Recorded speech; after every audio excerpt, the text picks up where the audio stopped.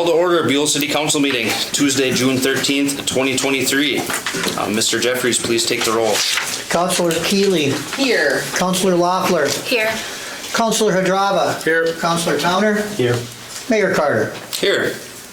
Thank you.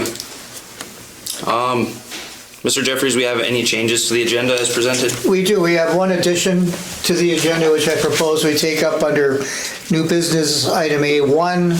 So after 7A, we will have a 7A1, and I'll introduce it at that time.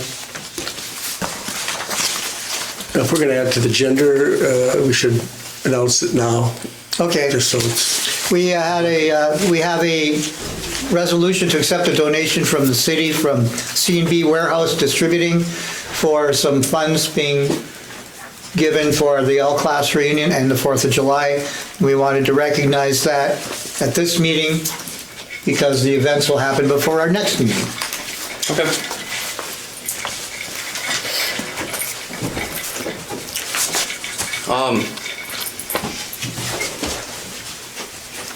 We have a motion to approve the agenda as amended. I'll motion. Thank you. Do we have a second? Second. Comments?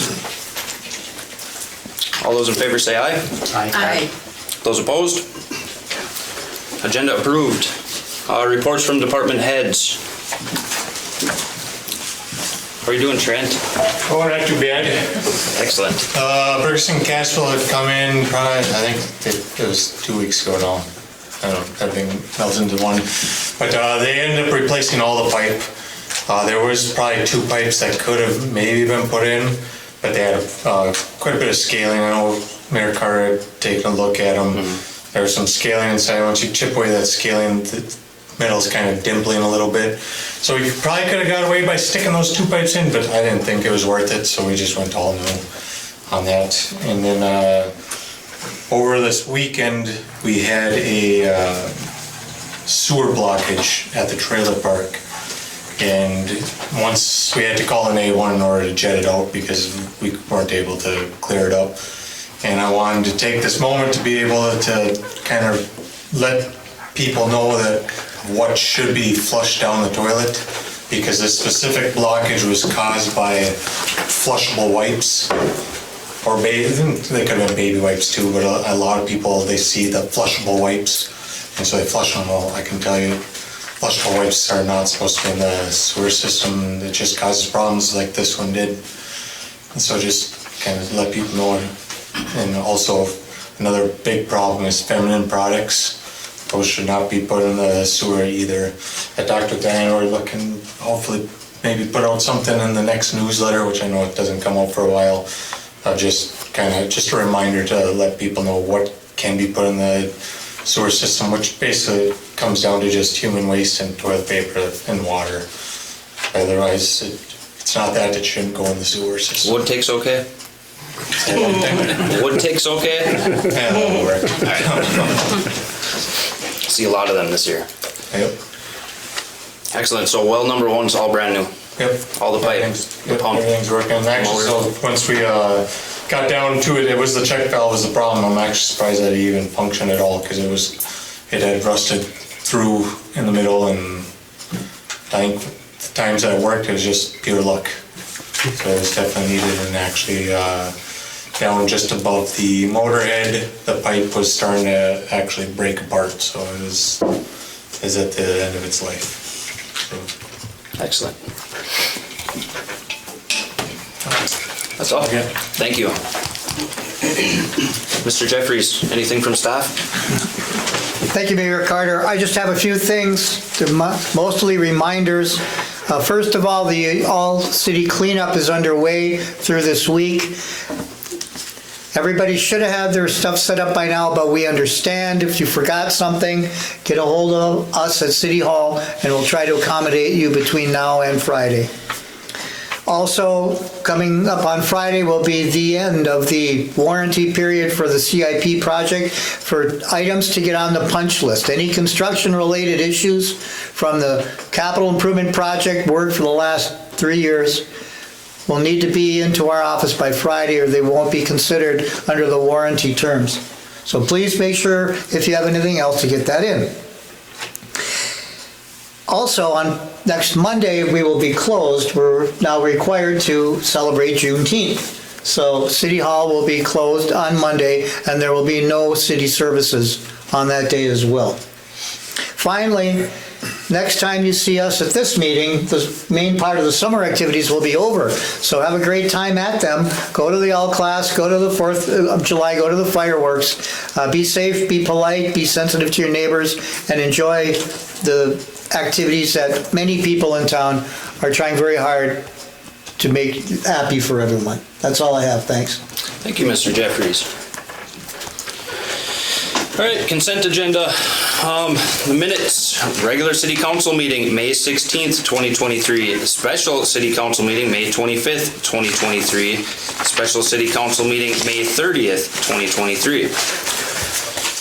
Claims, payroll number 5, $2,350. Payroll number 10, $15,493.69. Payroll number 11, $15,747.86. Accounts payable, $150,514.82, for a grand total of $184,106.37. We have a motion to approve the consent agenda.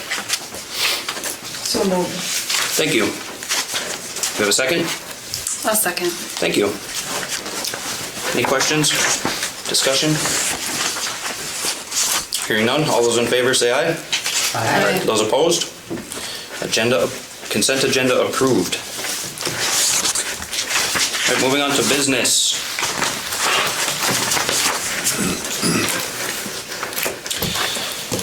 Item A, we have a presentation from Mr. Jeff Anderson of the Costin Group on the 2023 Minnesota State Legislative Initiatives and Activities.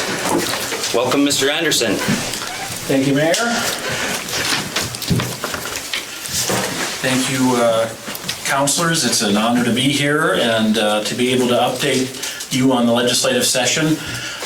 I'd like to introduce myself first to all of you. I've had the privilege of representing the city of Buhl since 2018, along with Gary Sertvenik. We are the Costin Group and our lobbyists. We do government relations and public affairs work. And it's been an honor to work on a number of projects over the years for the city of Buhl, going back to a bonding request you had in the year 2020, which I understand was Buhl's first ever bonding request in the history of the city. And some other items, including work to lease and sell the school over the years.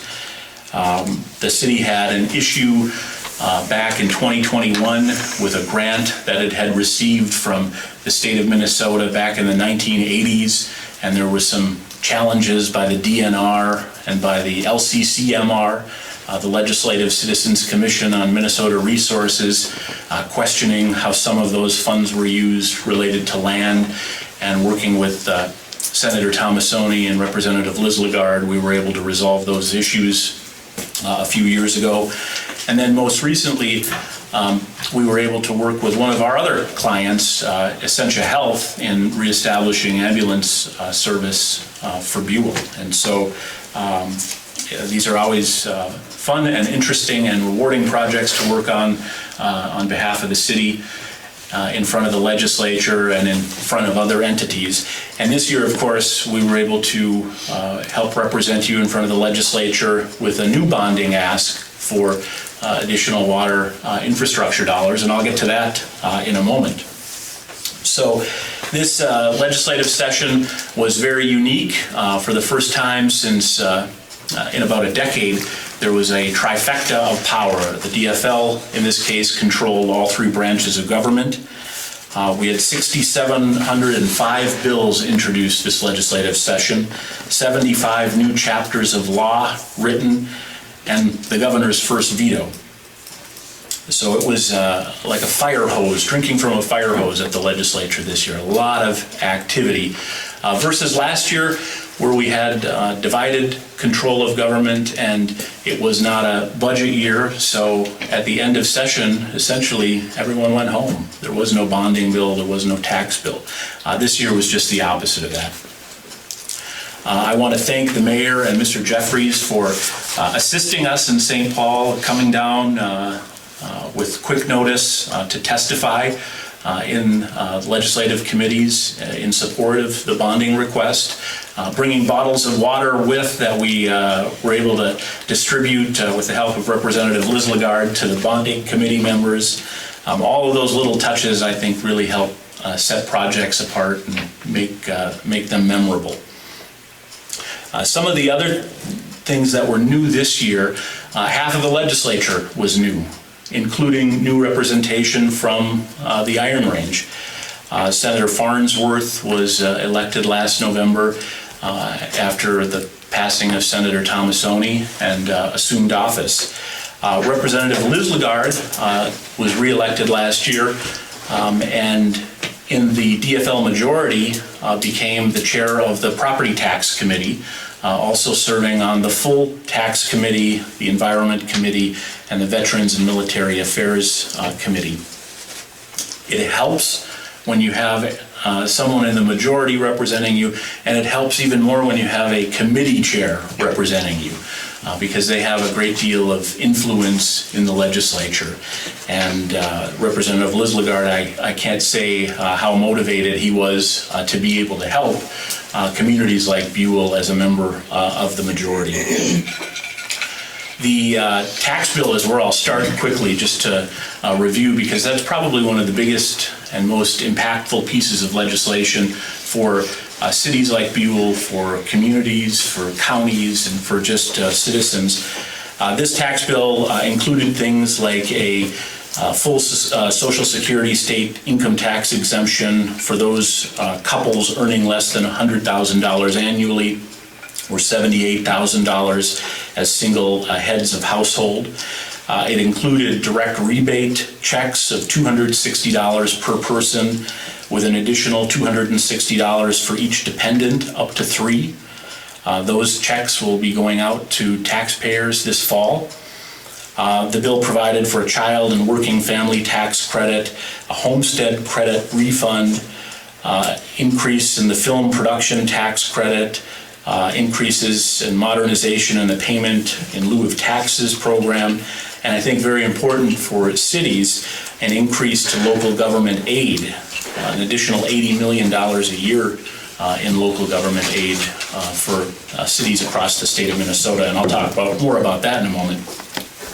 The mineral article in the tax bill, which was authored in the House by Representative Liz Lagarde and in the Senate by Senator Hochschild, who represents the district north of us, included a number of provisions related to production tax on taconite production, but also on the possible future production of non-ferrous mining.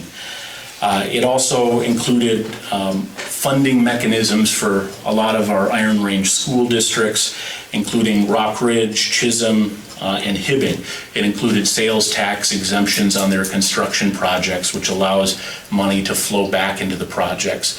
It also allows for the commissioner, the IRRB, to direct some additional funds to gaps in some of these school funding projects in places like Rock Ridge, Chisholm, Hibbing, Ely. So all what the schools would consider very good things in helping them complete their school projects. They also included a number of grants to communities. There was about $6 million worth of grants in the mineral article of the tax bill for communities across the Iron Range and some nonprofit groups. And that's where Representative Liz Lagarde was able to insert a $100,000 grant for the city of Buhl for City Hall improvements. It can be used on a number of things. I think a few years ago, the administration approached us about potentially some funding to help repair some of your steps out in front of City Hall. This money can be used for that or any number of things in terms of improvements for City Hall. There was also money for a number of snowmobile clubs, the St. Louis County 4-H Society, number of cities, all infrastructure type of projects or investments in equipment for those communities and groups. Finally, the LGA increase for the city of Buhl, and you already probably know this, is about a $25,000 increase annually for a total of $419,562, as well as public safety aid grant for the city in the amount of $41,879. And that public safety grant, I know the League of Minnesota Cities has put out guidance on what that can be used for. I believe I've sent that to Mr. Jeffries as well. But that's a one-time pot of money to help with public safety. And every city in the state has received some of that dependent on the funding formula.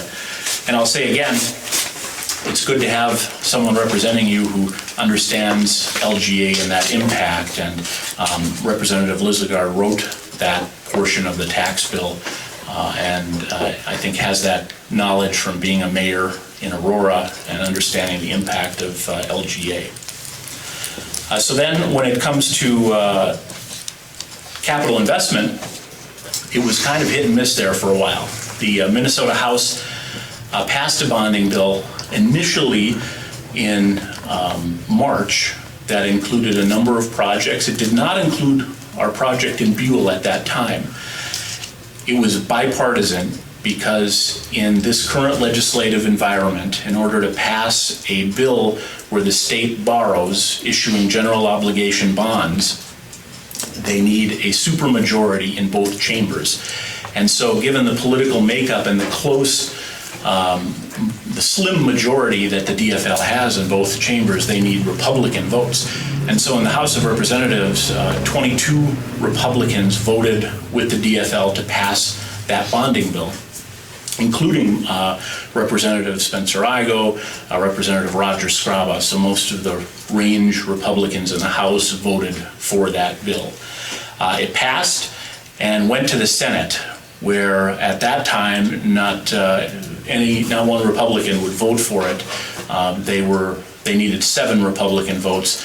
The Republicans were holding out at that point for a full exemption of Social Security income tax. So fast forward between the beginning to middle of March and literally the last 3 days of the legislative session, there was no movement on bonding whatsoever. In fact, just a few days before the end of the legislative session, the DFL, in control of the cash surplus, put forward a cash bonding bill with just projects in DFL districts around the state of Minnesota and some projects in the districts of those 22 Republicans in the House who voted for the bill. And it cut out a whole lot of other projects.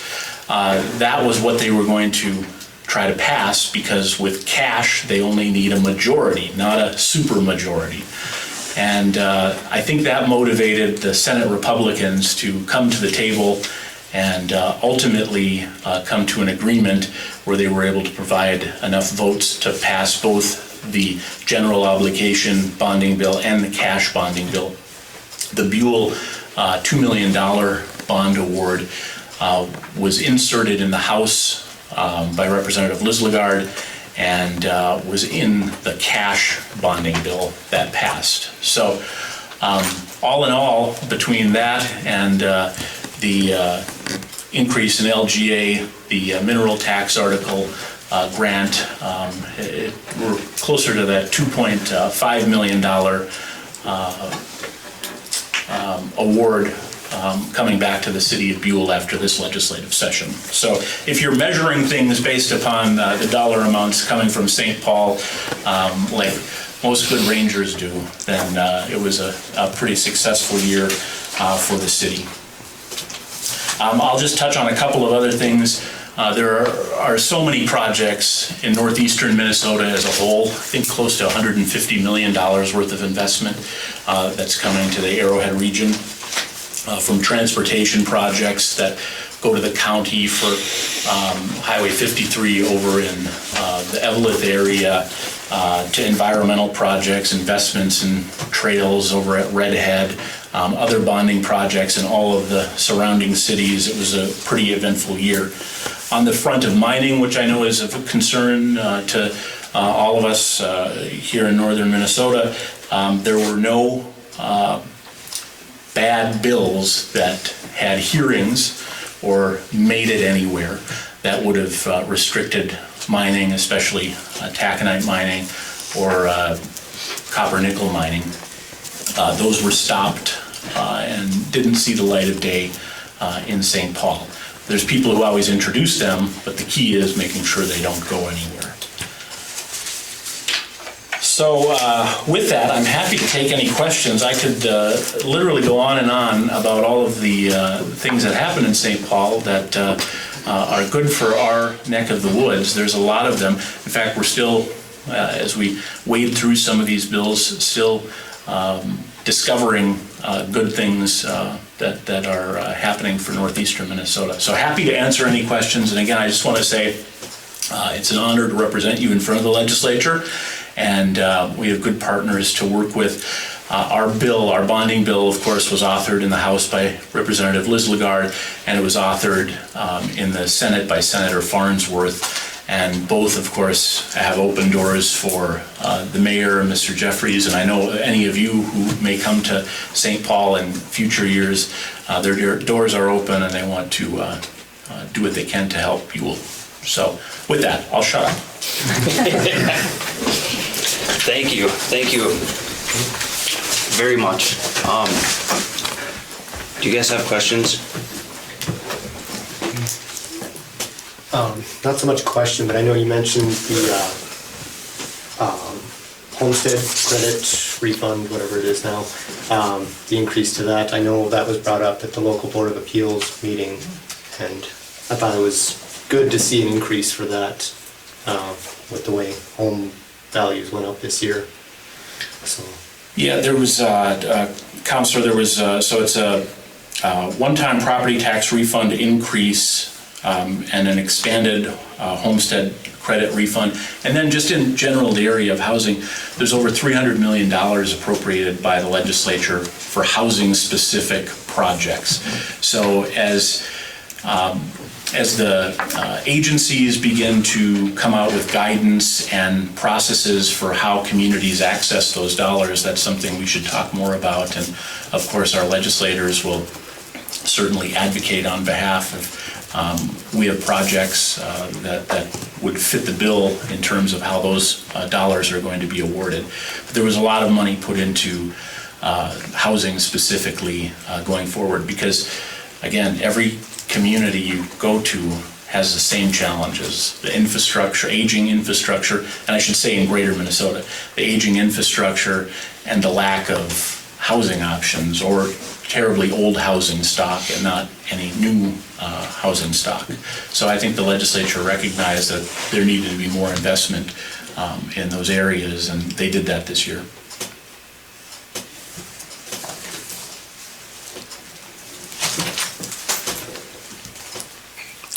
No questions? Thank you, Mr. Anderson. Thank you. And it was a pleasure. It was a pleasure coming and working with you in down at the Capitol. It's amazing to see what happens there. So much going on in such a short period of time. Thank you for being there.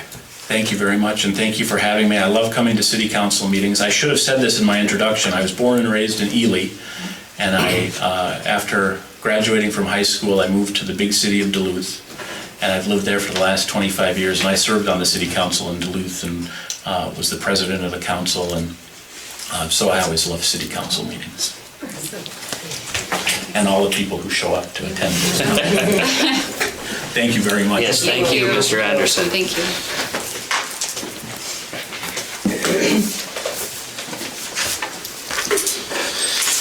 Okay,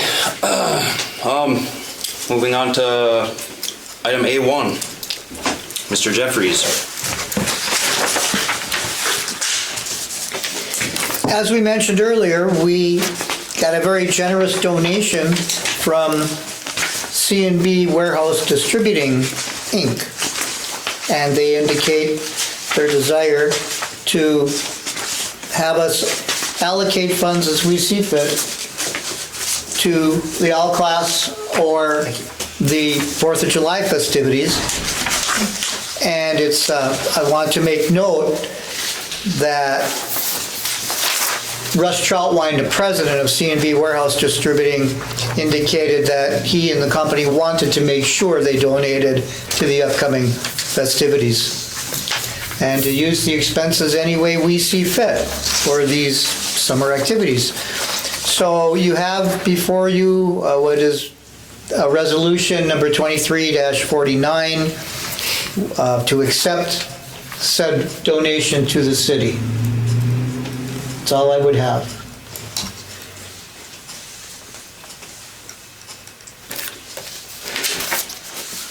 Okay, first off, do we have a motion to accept Resolution 2349? I'll make that motion. Thank you. Do we have a second? I'll second. Thank you. Any discussion on it? No, but I do want to add that they also sent one to the all-class reunion too. So we also got the same amount to use as fit, so Awesome. Excellent. more than just this. Very good. Very generous. Yes. Okay, any further discussion? Being it's a resolution, Mr. Jeffries, will you please take the roll? Counselor Hadrava. Aye. Counselor Keeley. Aye. Counselor Loeffler. Yes. Counselor Towner. Yes. Mayor Carter. Yes. Resolution passes unanimously. Thank you. All right, item B, continued discussion of community garden project.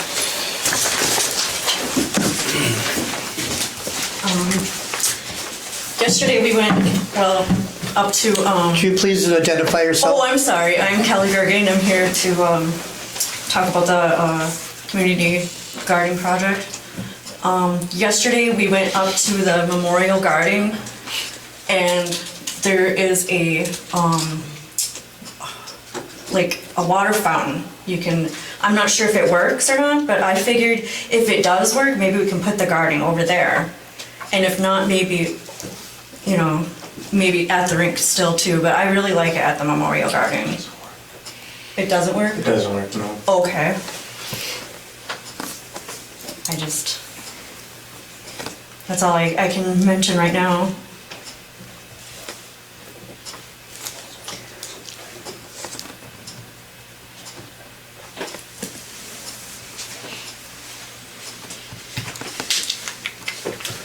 Trent, what, do you have any idea what's wrong with that? It's old galvanized pipe that was discontinued use a long time ago. And then since the project went through the alley that it was connected to, it was, that cork was essentially just taken out. Because what was there was just old galvanized pipe, which that was quite a while ago that's even been used. And now everyone's in town is copper essentially.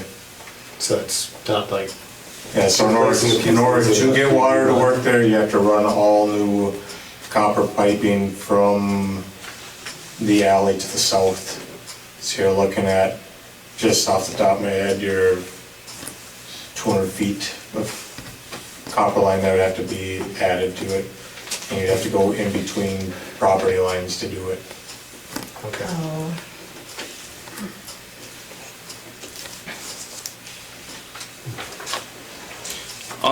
There was talk about having it at one of the assisted living facilities. What It would happened be, with it would be that? behind it towards the highway, Okay. but Is that something they were interested in doing? I apologize, I couldn't make it to that. we were, but at the time, I'm not sure if the city would be able to give water, Okay, the whole thing. yeah.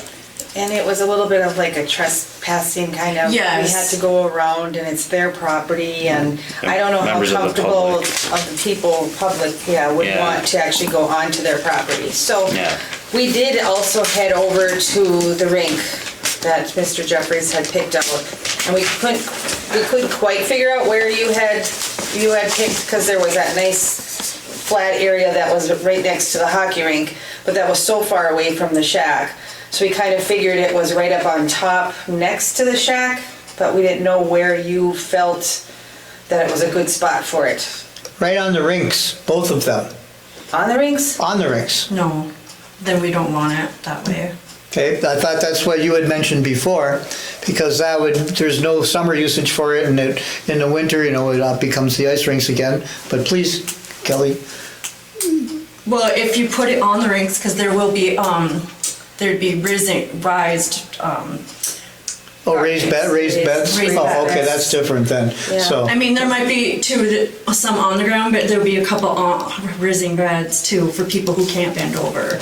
Well, what about just to the north of the rink? Isn't there an open area there? If you're doing raised bed, We did find an area because like we told Kelly, this is something that's gonna start out probably small anyway. And we did look at an area, even again last night, we went and looked at it.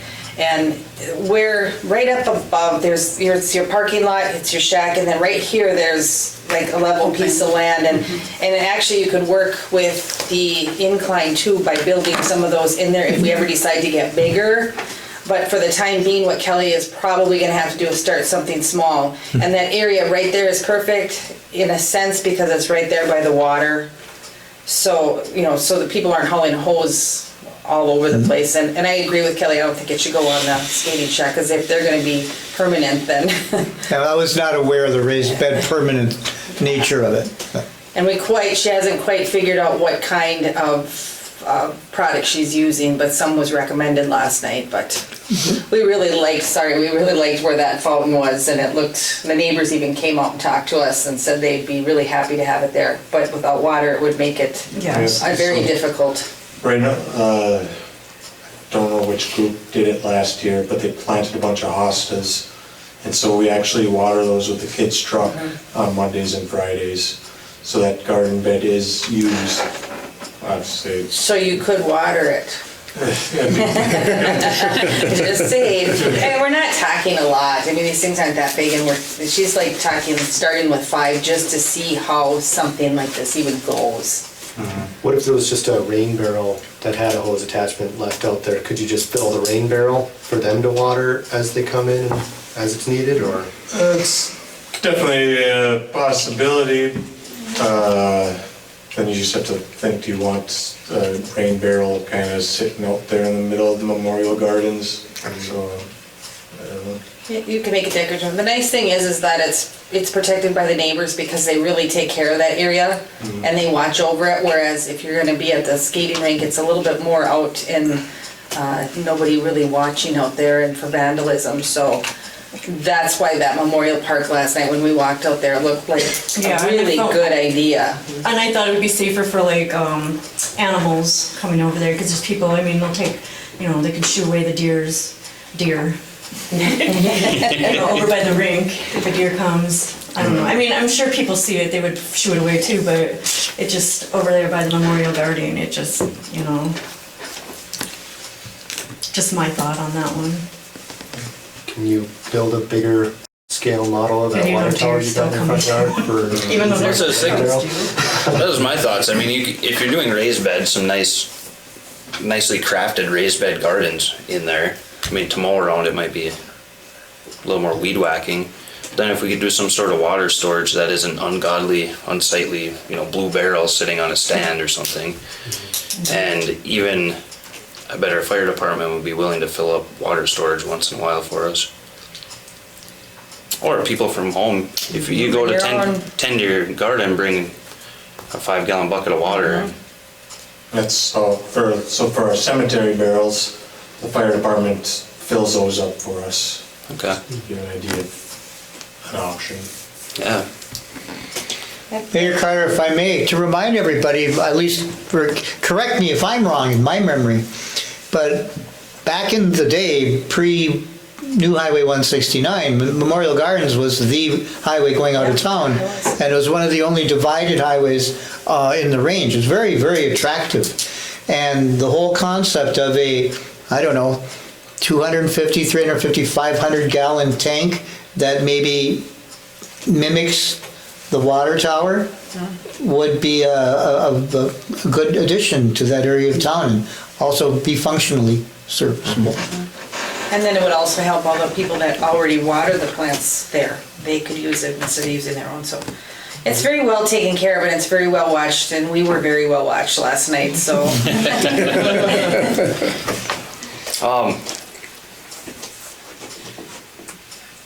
Have you received a lot of public input for this? Well, I only had one meeting, and there was two people that work at the assisted living, Okay. and they're down for this. They want to do it, and the people that live at the assisted living would like to come. Oh yeah, that'd be excellent for Yes. everybody. I wonder if we should try reaching out to the public even more. I mean, anybody who watches the videos, please come in, give your input. Maybe we could put a flyer up at, down at the post office, asking for some input on, just see what people think of the location there, Right. and then come up with some designs for. I have a meeting on Thursday at 5:30, and I put a poster up at the post office. Excellent. And then on the Facebook page too. Okay, perfect. So, I mean, hopefully more people come and see who's interested in this. Yeah. I said if no one's interested, that's fine, but I just thought this would be really nice for the community. Oh yeah, definitely. Get together and people. Get Just outside, positive. enjoy it. Yeah. And one plus is there shouldn't be so many mosquitoes in that location versus the edge of town or anywhere near the water. Our They're terrible this newspaper. year. And Kelly, even if people don't show up again, don't give up. Just keep, because it just might not be possible for them to come on Thursday. Don't give this idea Right, up. and that's why I made it later. Yeah. Because the last time was 4:30, and that was pushing it too. But I agree, let's find out if people are interested and get some more input. And we said it's gonna take a good year to get this going, Yes. so. I know everyone keeps asking me, but it's like, well, then come to the meeting. I don't say anything because I don't want to be rude, but If I may, Kelly, it's getting a little late to really start this year, isn't it? oh yes, there's no Okay. planting this year. So that being said, this might be perfect timing to digest what could be and would be the best selected area, and a lot of time to plant to get her going Yes. early next spring. Yep. Yes. Yes. And thank you for your efforts. Yes. Thank you. Thank It's a you, great Lori. idea for the community. Alrighty. Okay, thank you. Well, thank you. And thank you for everybody involved. That community garden Have a idea good is a night, good one. guys. So point of order, Mr. Mayor. Yes, sir. The recommendation was to offer the skating rink, and it would be correct to act or not act on that recommendation, since the agenda item was for action. Meaning, if If we there's were no, to- if there's no motion made, it dies for lack of a motion or support. Or would the proper motion be to table it for, Tabling the motion would keep the motion in its present form, It would keep coming back up until we reject Okay. it. and would keep coming back until it gets amended or denied or approved. if we have no motions, it's dissolved? Correct. All right, do we have a motion to have the city of Buhl offer the skating rink area and skating shack as the municipally specified area to develop a community garden during summer months? 3 times, please ask. Do we have a motion for what I just stated? I'll ask once more, do we have a motion? Mr. Jeffries, we have no motion. Thank you. No action taken. Item closed. Thank you, sir.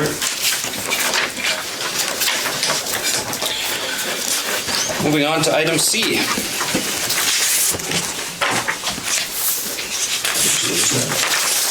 Apologies, I'm lost in my paperwork.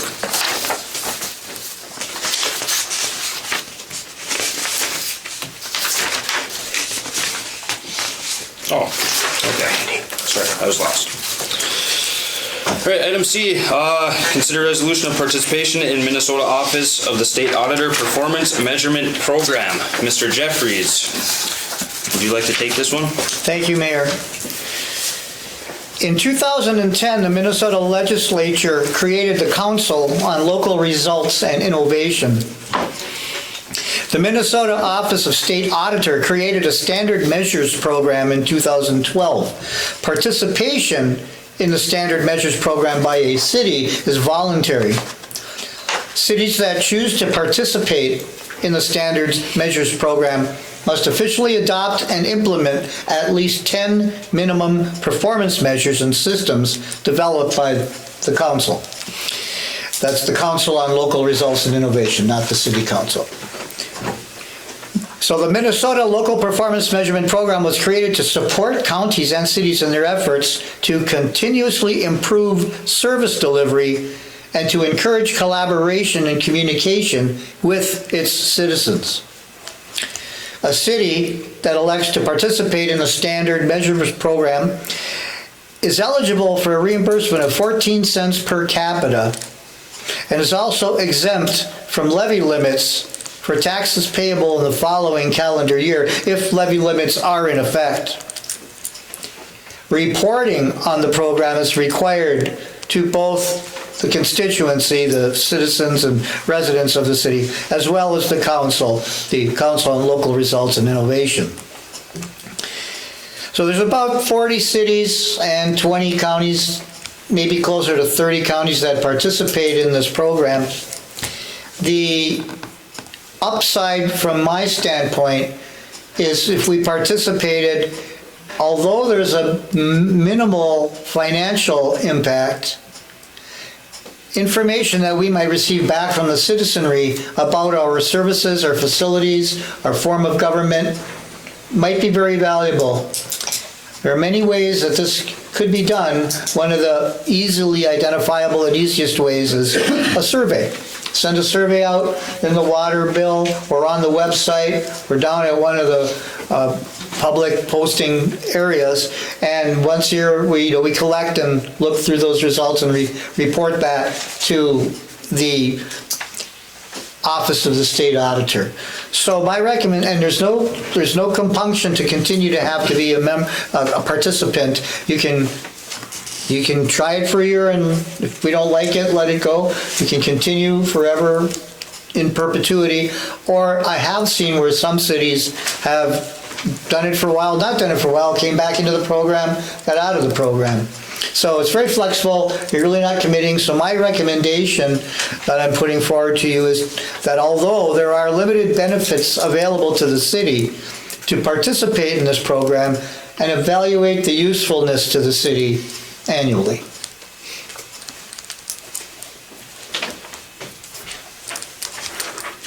Okay, before we move on, do we have a motion to accept and adopt Resolution 2331? I'll motion. Thank you. Do we have a second? I'll second. All right, discussion. I did some looking at the Office of State Auditor website and pulled up a few different cities' reports, and I think when I was talking to you earlier, did you say there was, when we choose the 10 categories, there's a, what, 60, did you say? There seems to be about 60 different identified categories. I don't think it's necessarily limited to that, because again, the program is for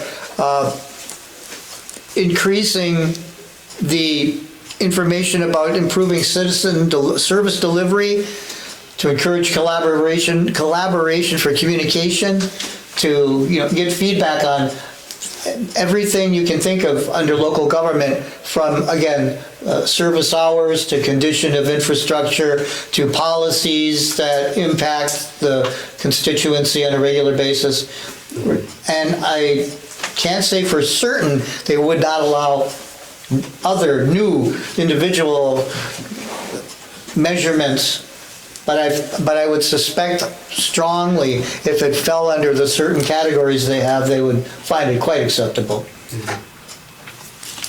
Yeah, I thought it would be interesting to see. I know it's, putting out a survey, it's just subjective information, but to be able to see that, especially if we did end up continuing it from year to year, see what people think about the street maintenance or animal control or various categories that I've seen on some of the other cities' reports. Did it say how many people like actually do the survey? Like, It depends on the city. Like I've got Hibbings in front of me and what was it?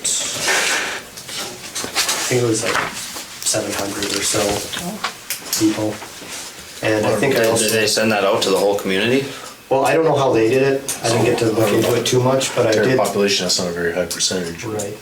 Oh, it's not. I did see when I was reading on the state's website that League of Minnesota Cities offers to facilitate the survey, so it wouldn't be so much effort from the staff trying to get the information compiled. I'm sure they'd have to do something, but hopefully it wouldn't be too much work on their part to get the information, and then we have an idea of where people think we stand, and especially from year to year. you said there was a minimal cost. Minimal return. Return, oh. We have 14 cents per capita at 1,000 people is 140, 150 bucks. Oh, okay. So being a part of this program, that's the monetary gain the city will make. The $150. Right. Oh. And again, I was looking at it in terms of getting The more feedback. feedback from our Yeah. citizens. Which, okay, that'd be beneficial, yeah. Right. Here's my question. Can we do surveys without being a part of? Sure we could. Just a thought. Of course we could. And again, surveys is not a required fashion or mechanism to be part of this program.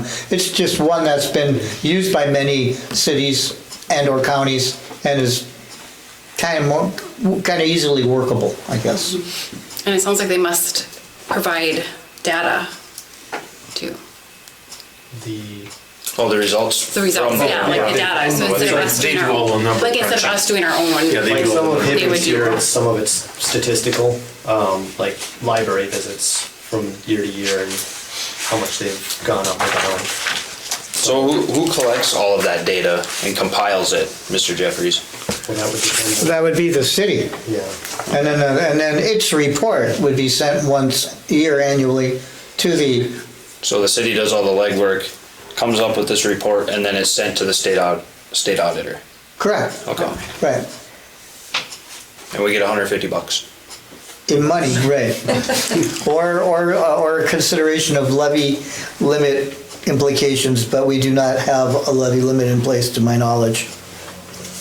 Has Buhl ever participated in this? Not that I've found, no. That's what I saw. Oh, I gave you that one.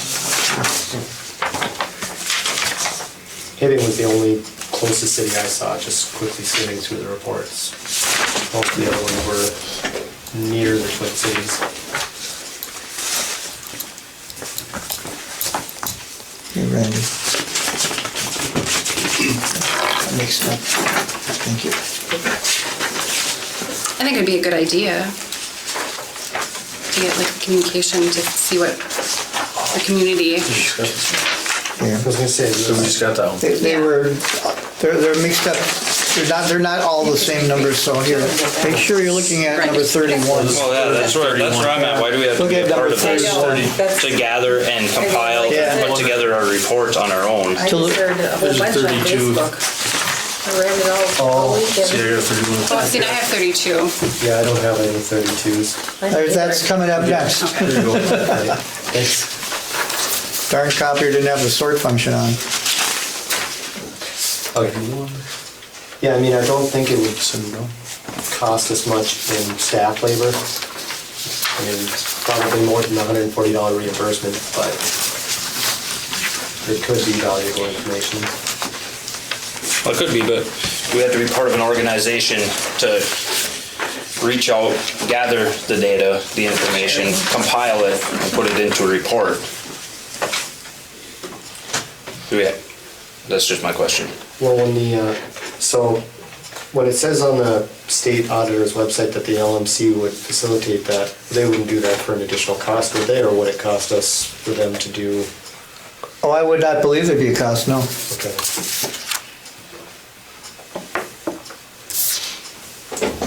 So I mean, if we just did this completely independently, then we have to come up with the questions. We have to. Right, there's more we have to information, go there's structure. through- Yeah, if we use their program. Have like a template to We have to follow. report it, but yeah, then they'll walk us through it, I would assume, a little more than we would if we did it on our own. I mean, it might be more legwork if we did it on our own, with no reimbursement. Well, any chance for the public to be involved? Yeah, I'd like to give it a shot, just use the structure to see what questions they do ask and what they're getting the most feedback on. Might be interesting too. Yeah, we could tailor it to, Yeah, absolutely. To us locally, yeah. and you can opt in or out, like Mr. Jeffrey said, anytime. Right, if it just becomes too much work or something like that, Or, yeah, or we're not getting feedback or whatever. Right. Next year, after we have the questions figured out, I assume it's not copyrighted, so we could just not use their program and put out the questions. All right. Just kidding. Any further discussion? We have a motion and a second to accept and adopt Resolution 2331 to participate in the Minnesota Office of State Auditor Performance Measurement Program beginning in 2023 and to evaluate this participation on an annual basis. Any more discussion at all? Hearing none, being this a resolution, Mr. Jeffries, please take the roll. Counselor Hadrava, yes. Counselor Keeley, Yes. Counselor Laffer, Yes. Counselor Towner, Yes. Mayor Carter. Yes. Motion passes unanimously and is carried. Thank you.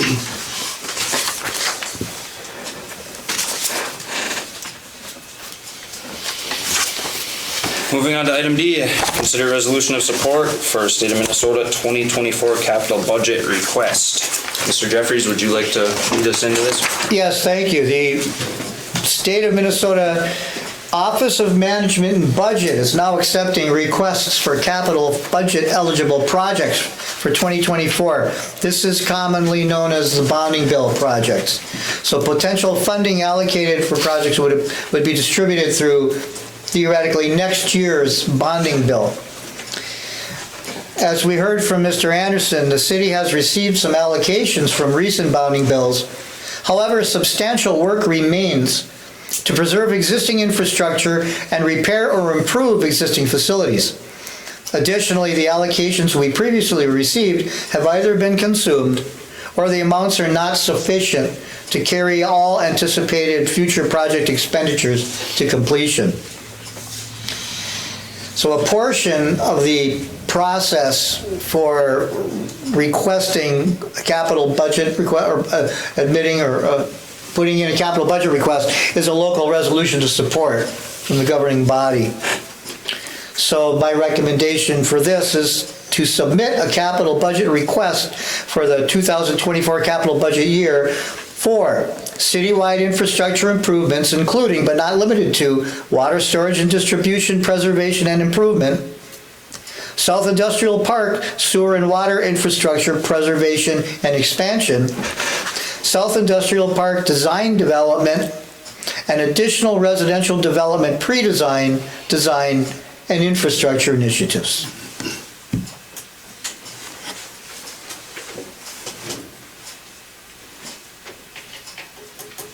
The resolution that was crafted that you have before you now, number 32, is again just it is saying that the city supports ongoing capital improvement, community infrastructure. The council recognizes that additional and further improvements are required to that infrastructure for the continued safety and well-being of its residents. That the benefits to the city of Buhl from the continued infrastructure improvements are highly recognized. That the city presently lacks the financial capacity and capability to fund this work without financial assistance. And that the council has adopted continued infrastructure improvements into its long-term planning strategies. Then the resolution asks that the council hereby supports continued capital improvement community infrastructure project initiatives and authorizes the administrator to make application to the Office of Minnesota Management and Budget through the 2024 capital budget project request process. And further, that the city hereby agrees to accept funding for this underlying project if approved and awarded by the state of Minnesota. Thank you, Mr. Jeffries. Before moving on, do we have a motion to accept and adopt Resolution 23-32 to submit a capital project request to the Minnesota Office of Management and Budget for citywide infrastructure improvements for the 2024 capital budget year? I'll make that motion. Thank you. Do we have a second? I'll second. Thank you. All right, any discussion?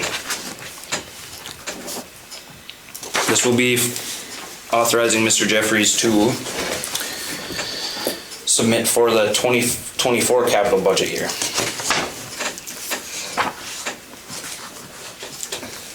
Based on the criteria listed here. Those were what I recommended as selecting, and I could make an additional comment that earlier this year, we submitted for some potential consideration for federal funding, and I would mirror those requests, and the amount was 3.057 million, and it was for the types of items or the items that have been included here.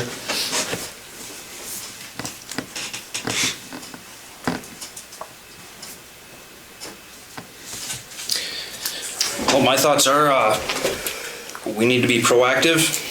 I mean, anything to do to get after funding for these projects that the city has, we need to be on top of them. We need to have all of our T's crossed and our I's dotted.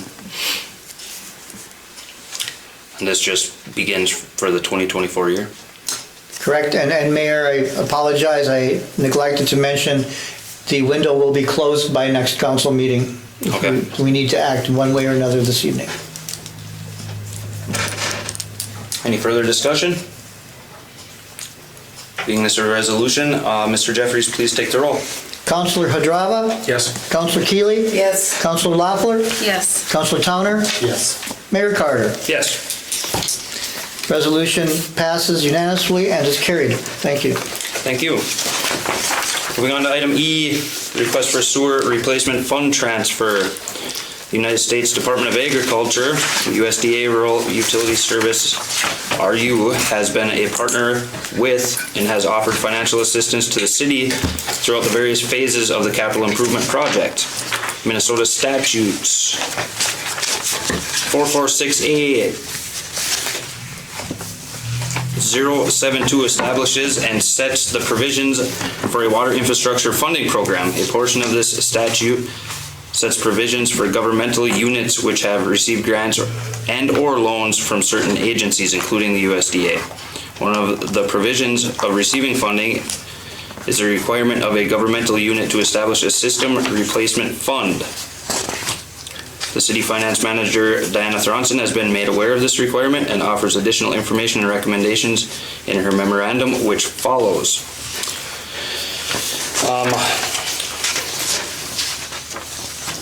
Do we have a motion to accept and approve the transfer of $21,972.50 from the Sewer Fund 602 checking account to the Sewer Savings Account 6510019?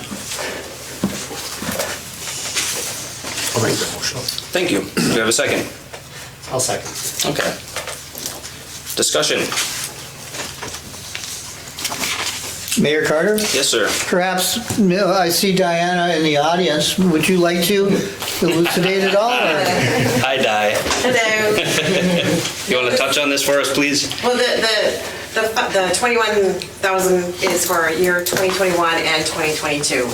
And it's based on our flow, our water flow, and it's 50 cents per 1,000 gallons.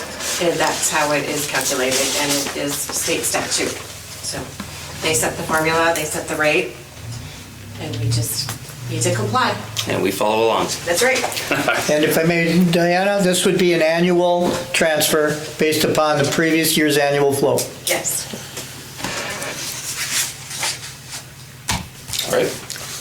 Any further discussion?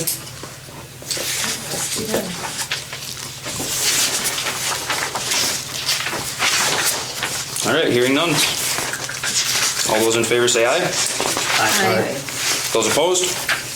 Motion is carried. Moving on to item F.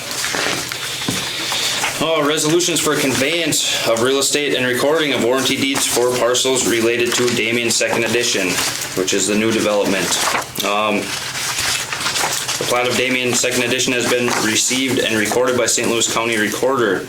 As such, individual lots at Damien Second Edition, which have been sold, may now be transferred from city to individual purchasers. To date, 8 of the 10 newly available properties have been sold. In order to transfer the ownership of these lots to their prospective purchasers, warranty deeds must be drawn up for each lot sale and accompanied by resolutions authorizing the conveyance of real estate and attesting the same.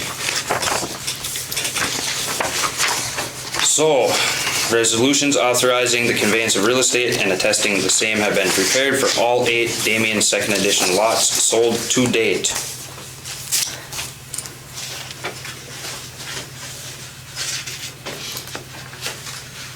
Mr. Jeffries, correct me if I'm wrong, but there will be 2 for each property? That is correct. And it'll be quite mechanical here, so let's maybe speak of that for a moment. We will need to have a motion and second for each individual resolution. There are 16 of them. And then we will also need to have a roll call for each as well. I would like to ask City Attorney whether that roll call can be blanketed or needs to be individually called. Past practice is individually, so I would go along with individual, what's been done in the past. Okay, so each of the 8 sets of resolutions, the first one conveys the property to the purchasers. The second resolution attests from me that the resolution conveying the property was conducted at a properly called meeting with a quorum, that is still in effect, that has not been changed and has not been terminated. Both of those pieces are needed for warranty deed recording and transferred by St. Louis County. So, apology for that, but we have 16 to go through. All right. You have your pen ready, Mr. Jeffries? I am sitting here ready. Okay. We'll start with motion to accept and approve Resolution 23-33, authorizing the conveyance of Damien Second Edition, Lot 1, Block 1 to Dustin Rainey. Do we have a motion? So moved. Do we have a second? Second. Thank you. Discussion? Hearing none. Mr. Jeffries, please take the roll. Councilor Hadrava. Yes. Councilor Keeley. Yes. Councilor Loeffler. Yes. Councilor Towner. Yes. Mayor Carter. Yes. Thank you, everybody. All right, moving on. We have a motion to accept and approve Resolution 23-34, attesting the adoption of Resolution 23-33, authorizing the conveyance of Damien Second Edition, Lot 1, Block 1 to Dustin Rainey. Motion. Thank you. Second. Second. Thank you. Discussion? Mr. Jeffries, please take the roll. Councilor Hadrava. Yes. Councilor Keeley. Yes. Councilor Loeffler. Yes. Councilor Towner. Yes. Mayor Carter. Yes. Just so we don't miss one here. Do we have a motion to accept and approve Resolution 23-35, authorizing the conveyance of Damien Second Edition, Lot 2, Block 1 to Matt and Tara Stark? I'll make that motion. Thank you. Do we have a second? I'll second. Thank you. Discussion? Mr. Jeffries, please take the roll. Councilor Hadrava. Yes. Councilor Keeley. Yes. Councilor Loeffler. Yes. Councilor Towner. Yes. Mayor Carter. Yes. Moving on to Resolution 23-36, do we have a motion to accept and approve Resolution 23-36, attesting the adoption of Resolution 23-35, authorizing the conveyance of Damien Second Edition, Lot 2, Block 1 to Matt and Tara Stark? Do we have a motion? Motion. Thank you. Do we have a second? Second. Thank you. Discussion. Mr. Jeffries, please take the roll. Councilor Hadrava. Yeah. Councilor Keeley. Yes. Councilor Loeffler. Yes. Councilor Towner. Yes. Mayor Carter. Yes. Resolution 23-37, do we have a motion to accept and approve Resolution 23-37 authorizing the conveyance of Damien, second edition, Lot 3, Block 1 to Keith and Linda Carlon? Is that correct? Do we have a motion? I'll motion. Thank you. Do we have a second? Second. Okay. I'll second. Discussion? Mr. Jeffries, please take the roll. Counselor Hadrava. Yep. Counselor Keeley. Yep. Counselor Loeffler. Yes. Counselor Towner. Yes. Mayor Carter. Yes. Resolution 23-38. Do we have a motion to accept and approve Resolution 23-38 attesting to the adoption of Resolution 23-37 authorizing the conveyance of Damien second edition, Lot 3, Block 1 to Keith and Linda Carlon? I'll make the motion. Thank you. Do we have a second? I'll second. Any discussion? Mr. Jeffries? Counselor Hadrava. Yep. Counselor Keeley. Yes. Counselor Loeffler. Yes. Counselor Towner. Yes. Mayor Carter. Yes. Resolution 23-39. Do we have a motion to accept and approve Resolution 23-39 authorizing the conveyance of Damien second edition, Lot 1, Block 2 to Robert D. Brown and Sue Ann Succio? I'll make that motion. Thank you. Do we have a second? I'll second. Thank you. Discussion? Mr. Jeffries, please take the roll. Counselor Hadrava. Yep. Counselor Keeley. Yes. Counselor Loeffler. Yes. Counselor Towner. Yes. Mayor Carter. Yes. Resolution 23-40. Do we have a motion to accept and approve Resolution 23-40 attesting to the adoption of Resolution 23-39 authorizing the conveyance of Damien second edition, Lot 1, Block 2 to Robert D. Brown and Sue Ann Succio? I'll make that motion. Thank you. Do we have a second? I'll second. Thank you. Discussion? Mr. Jeffries, please take the roll. Counselor Hadrava. Yes. Counselor Keeley. Yes. Counselor Loeffler. Yes. Counselor Towner. Yes. Mayor Carter. Yes. Resolution 23-41. Do we have a motion to accept and approve Resolution 23-41 authorizing the conveyance of Damien second edition, Lot 2, Block 2 to Wesley and Mary Lawson? Is that correct? Yep. Do we have a motion? I'll motion. Thank you. Do we have a second? Second. All right. Discussion? Mr. Jeffries, please take the roll. Counselor Hadrava. Yep. Counselor Keeley. Yes. Counselor Loeffler. Yes. Counselor Towner. Yes. Mayor Carter. Yes. Love formalities. Moving on, Resolution 23-42. Do we have a motion to accept and approve Resolution 23-42 attesting the adoption of Resolution 23-41 authorizing the conveyance of Damien second edition, Lot 2, Block 2 to Wesley and Mary Lawson? I'll make that motion. Thank you. Do we have a second? I'll second. Thank you. Discussion? Mr. Jeffries, please take the roll. Counselor Hadrava. Yep. Counselor Keeley. Yep. Counselor Loeffler. Yes. Counselor Towner. Yes. Mayor Carter. Yes.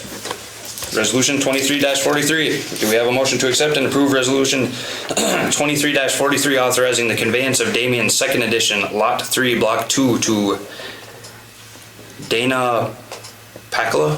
Is that correct? Do we have a motion? I'll motion.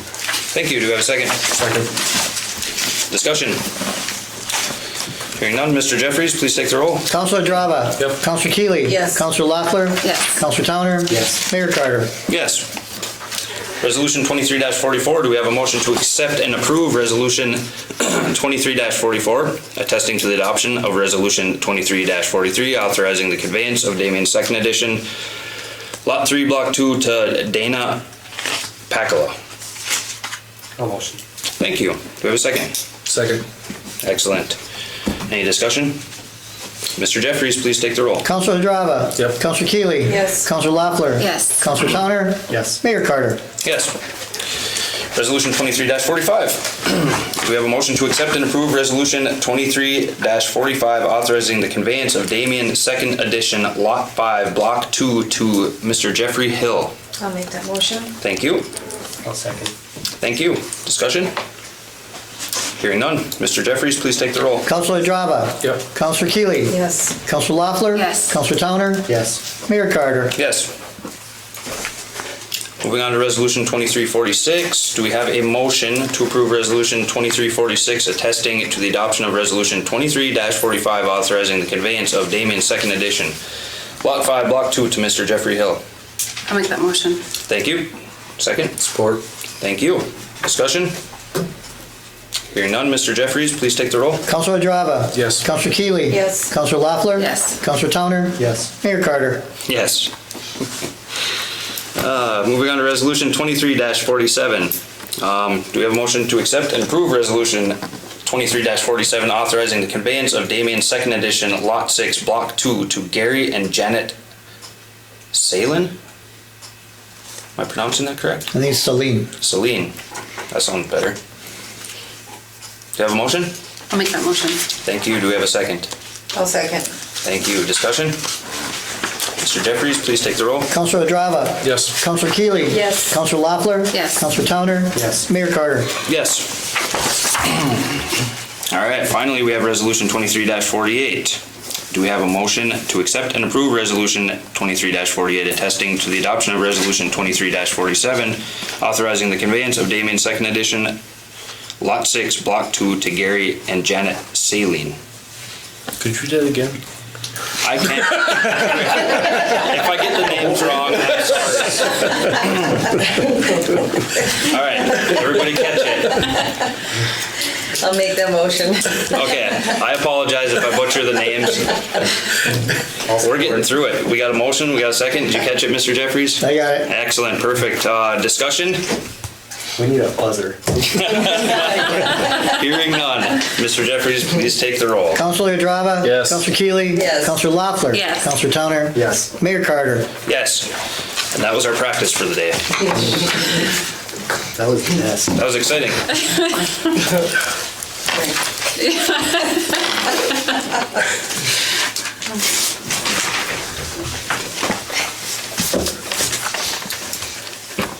All right, moving on. Item G, as much fun as the last one was.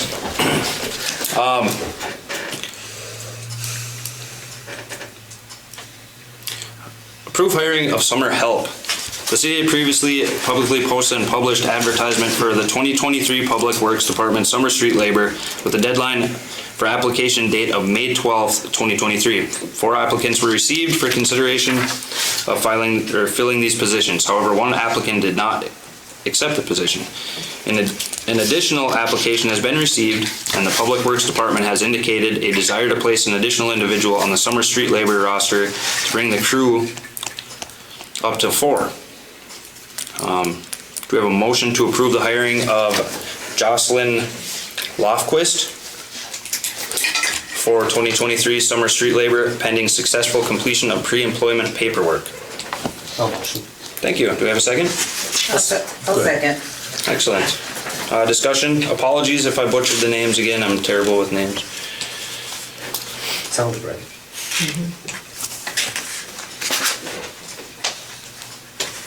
Thank you to Jocelyn for being interested. Thank you very much.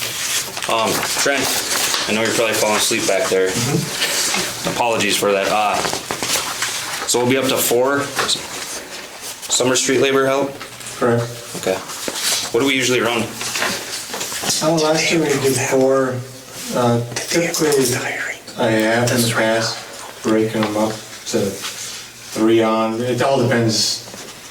Each year is different on how many we get. Okay. And we just got so much to do with the golf course, they're kind of wanting it to be kept up more. And so that's starting to become even more work for us, so it's just, The disc golf? yeah. Okay. Excellent. Well, thank you to everybody who has applied and is interested in that. That's great. Any other discussion? Hearing none. All those in favor say aye. Aye. Those opposed? Motion carried. Holy smokes. Item H. Billy's Pit Stop Pub and Grub street closing request. Billy's has scheduled their 2nd annual car show on Saturday, July 22nd, 2023. Mark your calendars. This event will be held on State Street on the 100 block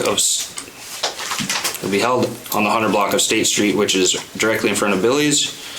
Carla has requested to have that block of State Street closed from 12 p.m. to about 5 p.m. Pretty cut and dry stuff. Car shows are great. I enjoy them. My family does. Do we have a motion The city granted the request from Carla at Billy's to close the 100 block of State Street from 12 p.m. to 5 p.m. on July 22nd, 2023, and to assist with traffic control by allowing the use of barricades. We have a motion? I'll make that motion. Thank you. Do we have a second? Discussion? Car shows are awesome. All right. Any further discussion? Hearing none. All those in favor say aye. Aye. Those opposed? Motion carried. Mark your date. July 22nd. Car show at Billy's. All right. Moving on to item I. Apologies for everything we had to do here. We have approved fiscal year 2022 financial audit. And with us, we have Bonnie.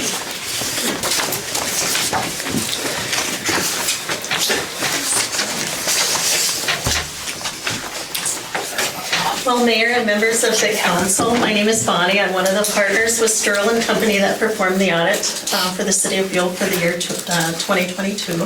In front of you would have a large bound book, and I promise I'm not going to go through that page by page. There's a couple correspondences. What I did instead was put together, generally was going to be a PowerPoint, but I wasn't sure on the setup here, so what I did instead was print the PowerPoint slides out for you. So I'm going to kind of go off those. It'll allow you to make some notes on that and may refer you back into the bound report, but I've put pages onto that too. So just going in, if you flip first onto the second page of the slide and into your bound report, it's just looking at the table of contents. This is a 65+ page report.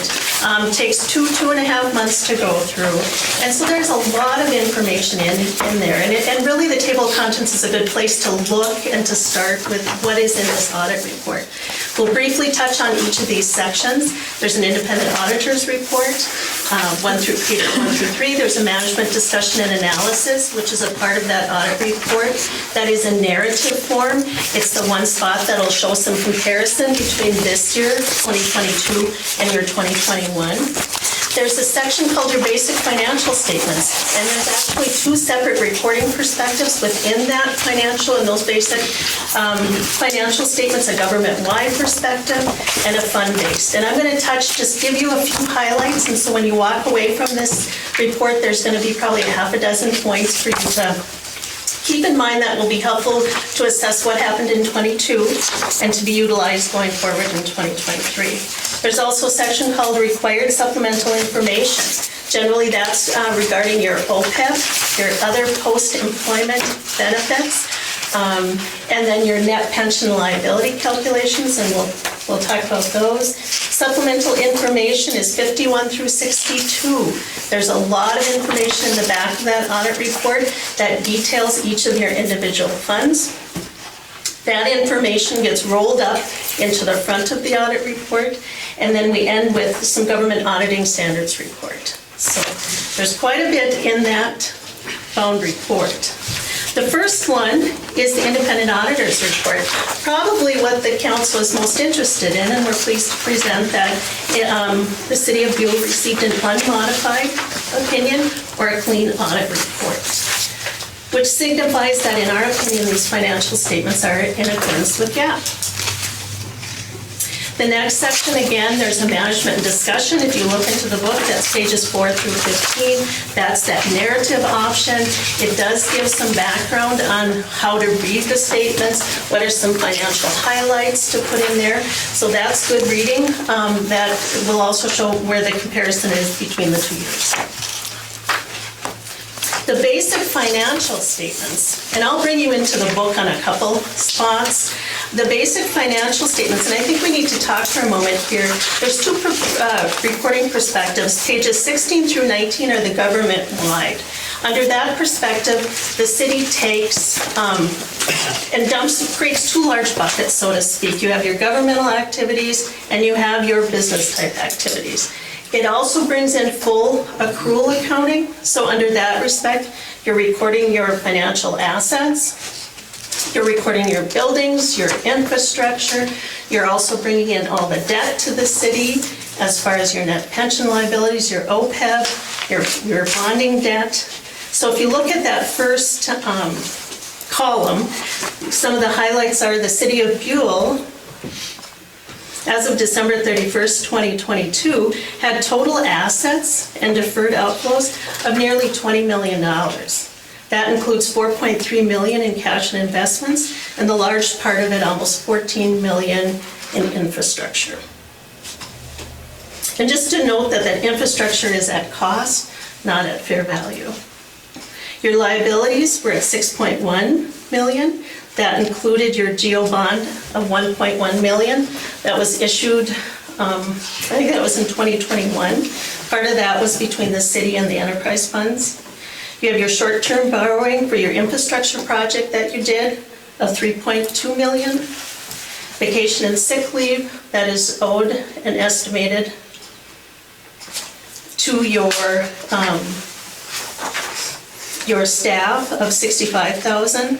OPEB liability, that's determined by an actuarial study that is done for the city of Buhl at $680,000, and your net pension liability of $364,000, which is your proportionate share of your para liability, which left a net position of $13.9 million. The other perspective is the fund perspective. That is what you're used to dealing with on a day-to-day basis. That is, if we flip to the next page on the next slide, you can see the different funds that the city of Buhl uses. You have governmental funds, which include the general fund, special revenue fund, which is your library. A special revenue fund means that the city has levy dollars or there's a specific grant that comes in that's specific for operations. And so this city has one special revenue fund in the library. You have the debt service fund.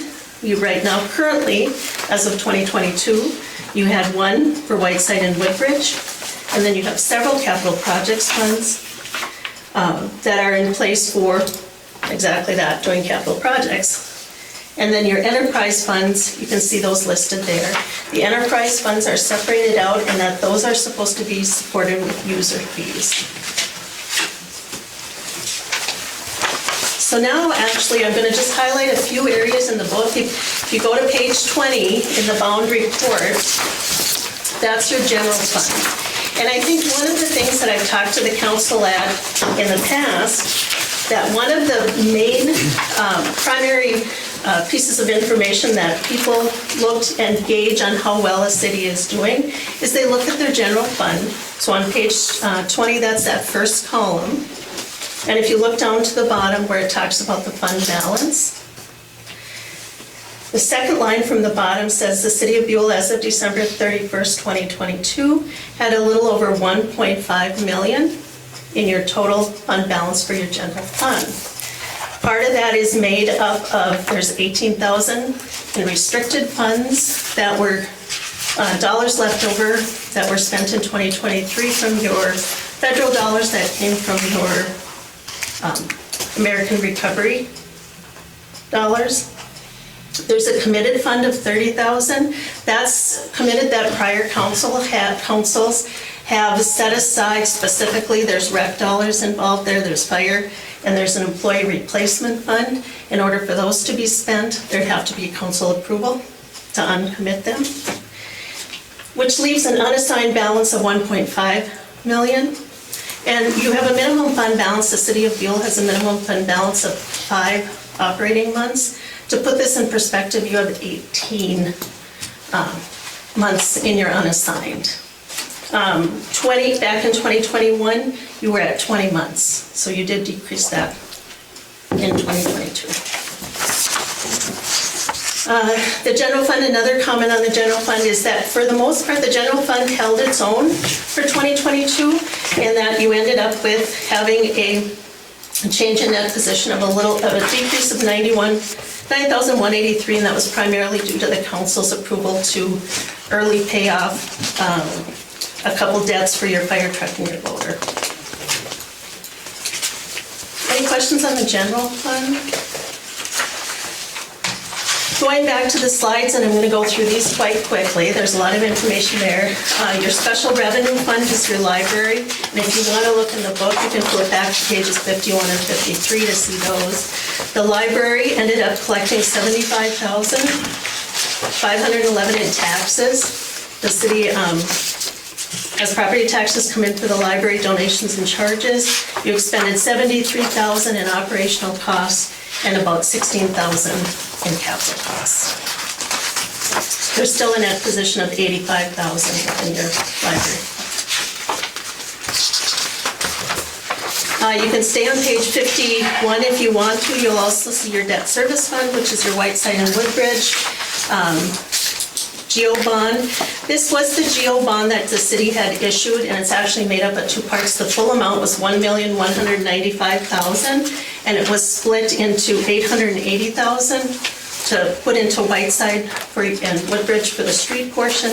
There was $315,000 that was put over into your infrastructure fund. In 2022, you had property taxes coming in for that fund of $14,569. There were debt service payments of interest only on that fund. You'll start making your principal payments in 2023.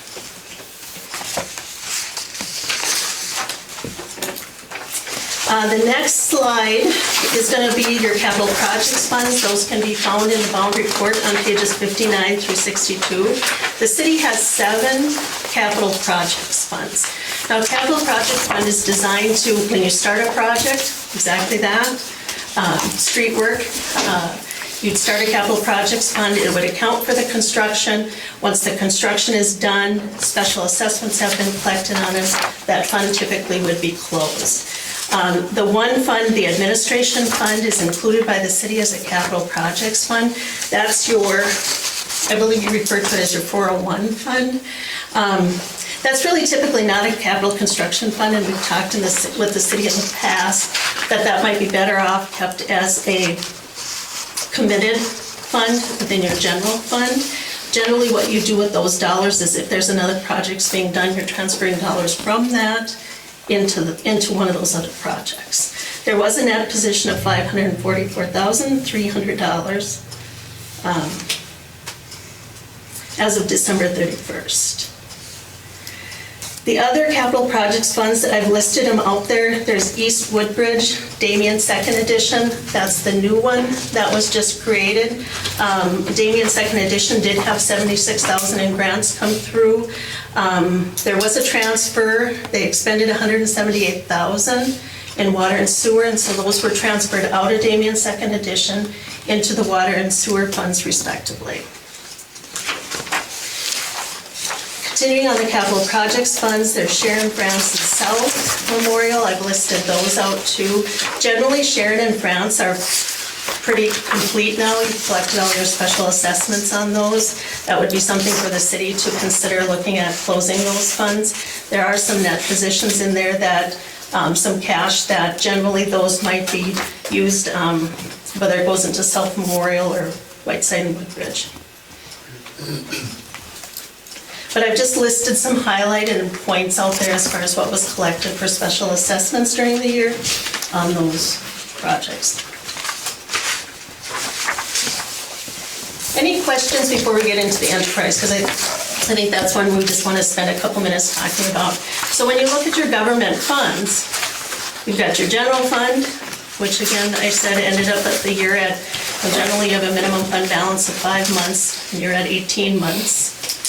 And then you've got your special revenue fund, you've got your debt service, and those capital projects funds. The enterprise funds, those are the ones that should be supported with user fees. That one I do want to bring you into the book. And if you go to page 26, that'll show how each of your enterprise funds did for 2022. The first one is the ambulance. The ambulance is not an operating fund, it's still open. The only activity was the allocation of interest for the year. So that still has a net position of $107,035 at the end of the year. That'll remain there until the council makes the motion to close that fund and transfer, or it'll be left as is. I'm going to skip the infrastructure project column for a moment. And if we look at water, sewer, refuse, and electric, those are your remaining four. And you look at the line called operating income and loss. It's kind of halfway in the middle. You got that one? So if you bring your finger across, I think this, other than the general fund balance we talked about, this page is probably something to look at and highlight. Your water ended up having operating income of $108,000 for the year, and that was after depreciation. The depreciation line is showing up a few lines of $41,000, almost $42,000. So your sewer also is showing an operating income of about $70,000, and that's after depreciation. The refuse fund was the only fund that ended up showing a loss of $6,000, and it really goes back to a tribute you would have been. It's the increase in your contracted services. I think most people experienced increases in those. Otherwise, in the past, you've been close, but you are showing a loss on that fund. And then your electric fund, interesting enough on that one, is also now showing an operating income of $88,000 after depreciation. So it does say the city has in the past been proactive at, you've hired consultants, you've been talking about looking at rate structures, making sure that what you're charging is adequate to cover. And I think that's important because going into now with your new infrastructure projects going on, that's also an important piece. Now, once we get those into place and you start seeing depreciation on some of those, you might see that change because depreciation is going to go up. But I think it's something that this city has done well over the last few years is to watch those user fees. Any questions on that before we talk about the internal service fund, the one off to the side? That the city of Buhl created that fund to keep track of your retiree costs. So that is for the year for 2022, you had almost $41,000 in retiree costs. And then the final enterprise fund is your infrastructure project. So the infrastructure project was created back a couple years ago when you started the citywide infrastructure project. And I just want to put you back to page 25. So as of the end of the year, this is as of December in the infrastructure project, you had a total, if you see that second column, you were waiting for a little over $1 million coming through from some of the other grants and aids. I just spoke with Diana, and that supposedly is coming here shortly. So that still was a receivable at the end of the year. You had $7.9 million in actual construction costs in that citywide project. And so you had a total of assets of $8.9 million for that citywide project. You can see there was that interim bonding, or the bonds payable, that interim financing of $3,196,000. That was just what was refinanced yesterday. Yep. On the day. So that is shown as short-term financing, but that has been refinanced yesterday's into the long term, and you'll start making payments on that. And then you'll see down below there's the portion of that $305,000 of that GO bond that was done in 2022. That is also part of that fund. So one of the things that is in the recommendations that we had is that now in 2023 that the city will work with the engineers to allocate how much of that infrastructure fund was water, how much is sewer, and what is the street portion. And then there'd be a recommended transfer from that infrastructure fund into the water and sewer and the street accordingly. Any questions on that? So when that project was started, because of the multiple funding sources, it covered water, it covered sewer, multiple funding sources. The city at that time decided to account for that all within one fund, which was a good decision. And so now that that is coming to a close, everything's final, the recommendation now is for the city to work with the engineers, find out how much is water and sewer. So those would be transferred into those funds accordingly.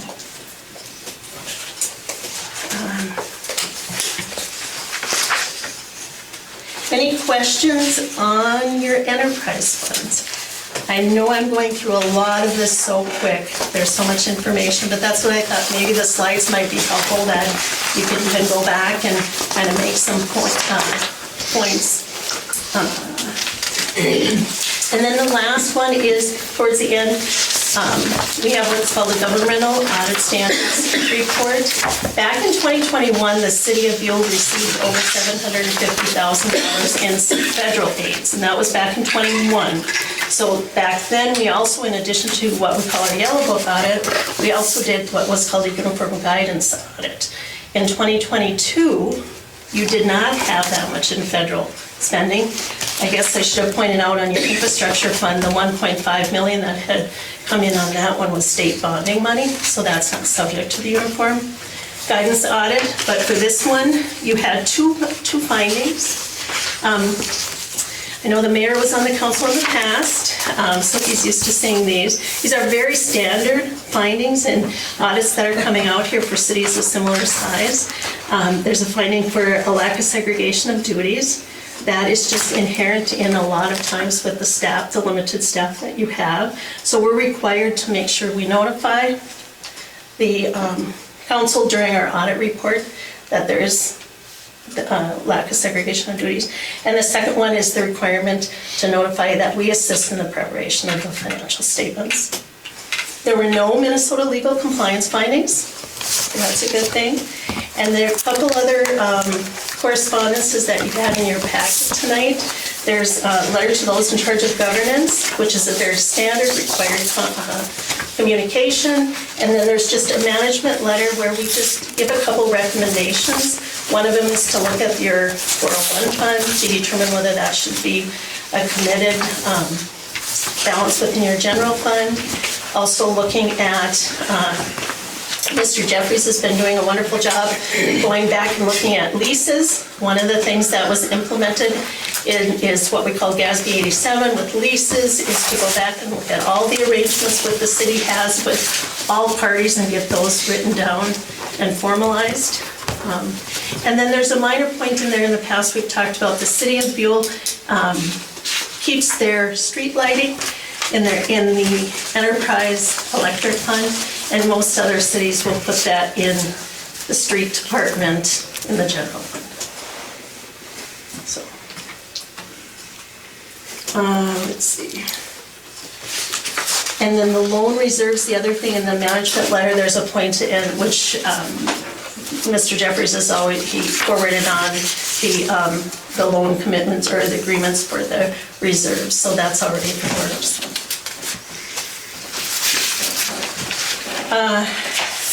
Is there any questions as far as, I kind of went over real quick OPEB and net pension liabilities, and I don't want to get too techy into that sort of stuff, but that is recorded in your government-wide statements.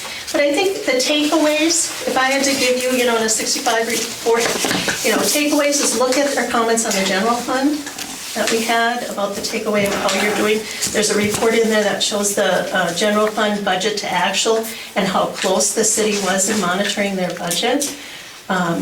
You had gone over again, but that was simply because the council at that point had made the motion to approve those early payoffs of those couple debts. So the general fund comment, and then looking at benchmarking on how the city is looking at your utility rates.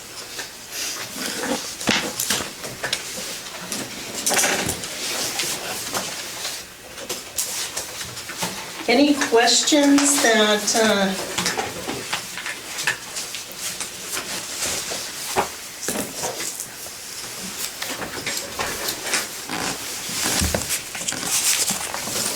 I think one of the other comments when I talked about the citywide, the city has $4.3 million in cash and investments, and a lot of that stuff has been put aside specifically for, you had the motion earlier about your savings account for the sewer, or you put aside for the internal service fund to help set aside for OPEB costs or continuing, so the city's been very diligent to do that. Your cash and investments are invested in checking, savings, and CDs, so you keep that local as well.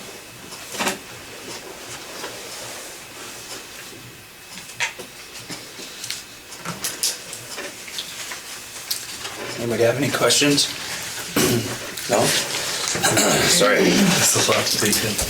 It is a lot to take in. Couple of weeks. That's, and one of the things we had talked about certainly is sometime having, an in-depth working session to go through on how to read these reports and how to look at them, how do you pull information out of it, especially for the council that is new. There's a lot of information in there, a lot of information that for what happened in 2022 and how can you use that gauging moving forward. Well, that's the summary along with this. That's great, thank you.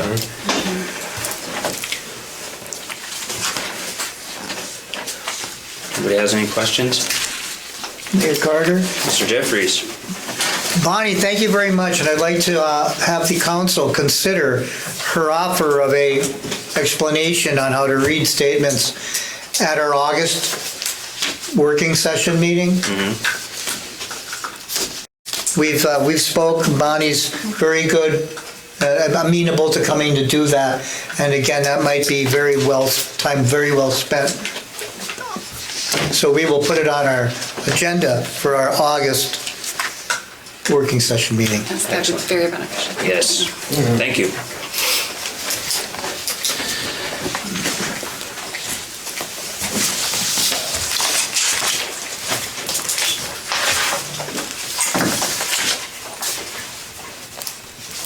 I would like to thank our staff for doing what they do. It's amazing. You guys are awesome. The reason these reports don't come back with a whole list of things wrong is because of our staff. Wonderful job, thank you. Thank you so much.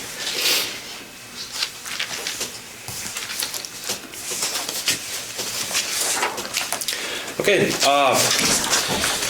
looking for a motion to accept and approve the independent auditor's report, financial statements, and supplemental information for the fiscal year period ending December 31st, 2022, prepared by Sterling Company, LTD. I'll motion. Thank you. Do we have a second? Second. Any further discussion on this? Hearing none. All those in favor say aye. Aye. Those opposed? Motion carried. Thank you for your presentation again. It's always a pleasure.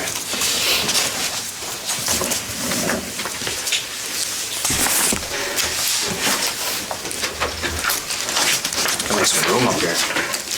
Holy smokes. All right, moving on to item J, update on Department of Public Transformation, active rural cohort site visit and project kickoff event.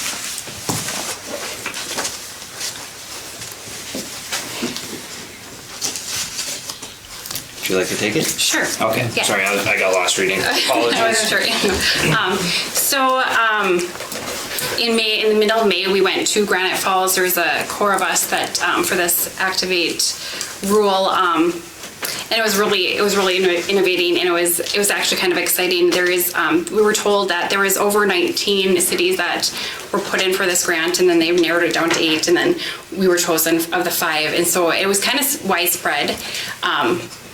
Where they decided the money to go, and so one of the caveats for this grant is that we have them, the team who are amazing to work with, and they totally want rural, they want to make sure that rural is not missed, and so they are coming here on Wednesday, June 21st. And so this is kind of like with the timeline. They're going to meet with the core team, tour the building. We'll have a lunch break, and then meet other people, and then also having a meet and greet around 4 or 5. And so it would be wonderful if the public could come, and then also if you guys could come to that, and the staff. They're wonderful, and especially, I know I've mentioned this before, because we're trying to get it more of a centered around teens, and so even getting more information. If you have teens, let me know what they like to see there. I plan on, and I apologize, I have not, but I want to get together with teens around the area, just to kind of pick their brain and see what they would like, because it's gonna be their spot, so. We say, sorry, teens, what ages? 13 to 17? Yeah, well, I mean, it varies. I mean, but yeah, that's what I'm thinking, because I don't know if like a lot of older teens would be there. Did I see a hand? What site are you? Oh, the Buhl Public Library. So it'll be at the Buhl Public Library. We're looking at the two buildings. The Buhl Public Library is going to be the main building, and the other one was the community center, or the Current community curling, center. yeah, the community center, the curling club. Yes. So 4 and 5 next Wednesday. Is there a way we could get that on the website? Yes. Between 4 and 5 at the library? Yes. On the 25th. All right. Perfect. Thank you. Do we need to post that as possibly, I plan on being there, so if one more of you shows up, we'll have a quorum. Do we need to post that as like an open meeting or anything like that? I would defer to council, but I would suggest that if that happened, you have to have an agenda set, and then you have to conduct business according to meeting law. You may want to not go that route. Do you have a comment? That would be my opinion, is So we'll draw straws? Yeah, chance encounters don't break open meeting law, correct? no. Excellent. So can you tell me how to talk my 17-year-old daughter into attending with me? Because that's a tough one, trying to get him to do. Right, I know, that's like why even I was like thinking I'm just like, oh, having like, well, say there's gonna probably be food. There you go. And we want their IDs. I mean, we're the place that in Granite Falls that we went to, they had like, it was for everybody, but they also sent around teens. They had a rock wall, climbing wall that they built. It was really cool. And it had like lights that lit up, and they made it, but it was really awesome. I mean, we looked at the library and the ceilings are not high enough there, but I mean, just we have any ideas. It's gonna be there. How about the outside? Yeah, right. I've already had the outside a few times. Awesome. So that's June 21st, Yes. starting with meeting with the core team at 10 a.m. at the Buhl Public Library. Excellent. This also invites like local businesses. Has anybody notified or does anybody plan to notify like the community, local like business owners? Yes, I do plan on calling them, but we did reach out to the commissioner to see if he would come too, and so he might be able to come. Excellent. So this schedule here we should have posted to the website, correct? Yes. So for everybody to see. Awesome. Well, thank you for doing all that work for us. Yes. Okay, any other comments, discussion? Moving on to item K. Update on Julia Joyle versus City of Buhl conciliation court hearing.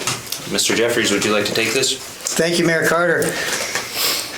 The St. Louis County Conciliation Court hearing involving Buhl resident Julia Joyle and the city, which concluded on April 26th, 2023, was adjudicated in favor of the plaintiff, Julia Joyle, in a full amount of $15,000 as requested. We communicated to our insurance carrier, the League of Minnesota Cities Insurance Trust, our desire to appeal the finding and have the matter considered in front of an appellate court. The insurance trust agreed to that approach. So the insurance trust then subsequently forwarded the matter to an independent third-party counsel of their selection in order to obtain an independent legal opinion on the matter. And I've got a couple of excerpts from the independent legal opinion rendered by Elisa Hadelvig of Jardine, Logan, and O'Brien, PLLP. And it concluded in part that while the city would have immunities and defenses, including no negligence in relation to Ms. Joyle's claims, I believe based upon the correspondence and communications I've looked at, there would be a fact issue that would preclude summary judgment, forcing this into trial before a jury, and spending considerably more than the current judgment in defense costs. So after noting that the city would have immunities and defenses for no negligence, and that the damage claims were likely unrealistic, the opinion further concluded, all that being said, investigation into the damages, discovery, depositions, and the motion for summary judgment, that I believe there would be a fact issue in any way which would likely exceed the value of the current conciliation court order. Therefore, the recommendation of the independent counsel was to not appeal the judgment of the conciliation court and to settle the claim. The insurance trust has agreed to that position. The city will be liable for our deductible amount only, which is $250, with no additional impact upon the policies or coverages provided to the city by the League of Minnesota Cities Insurance Trust. And the matter now appears closed. So with that, that resolves the whole situation. It does. Excellent, thank you for the update. Do we have any comments, discussion, questions? Hearing none, moving on. Thank you, Mr. Jeffries.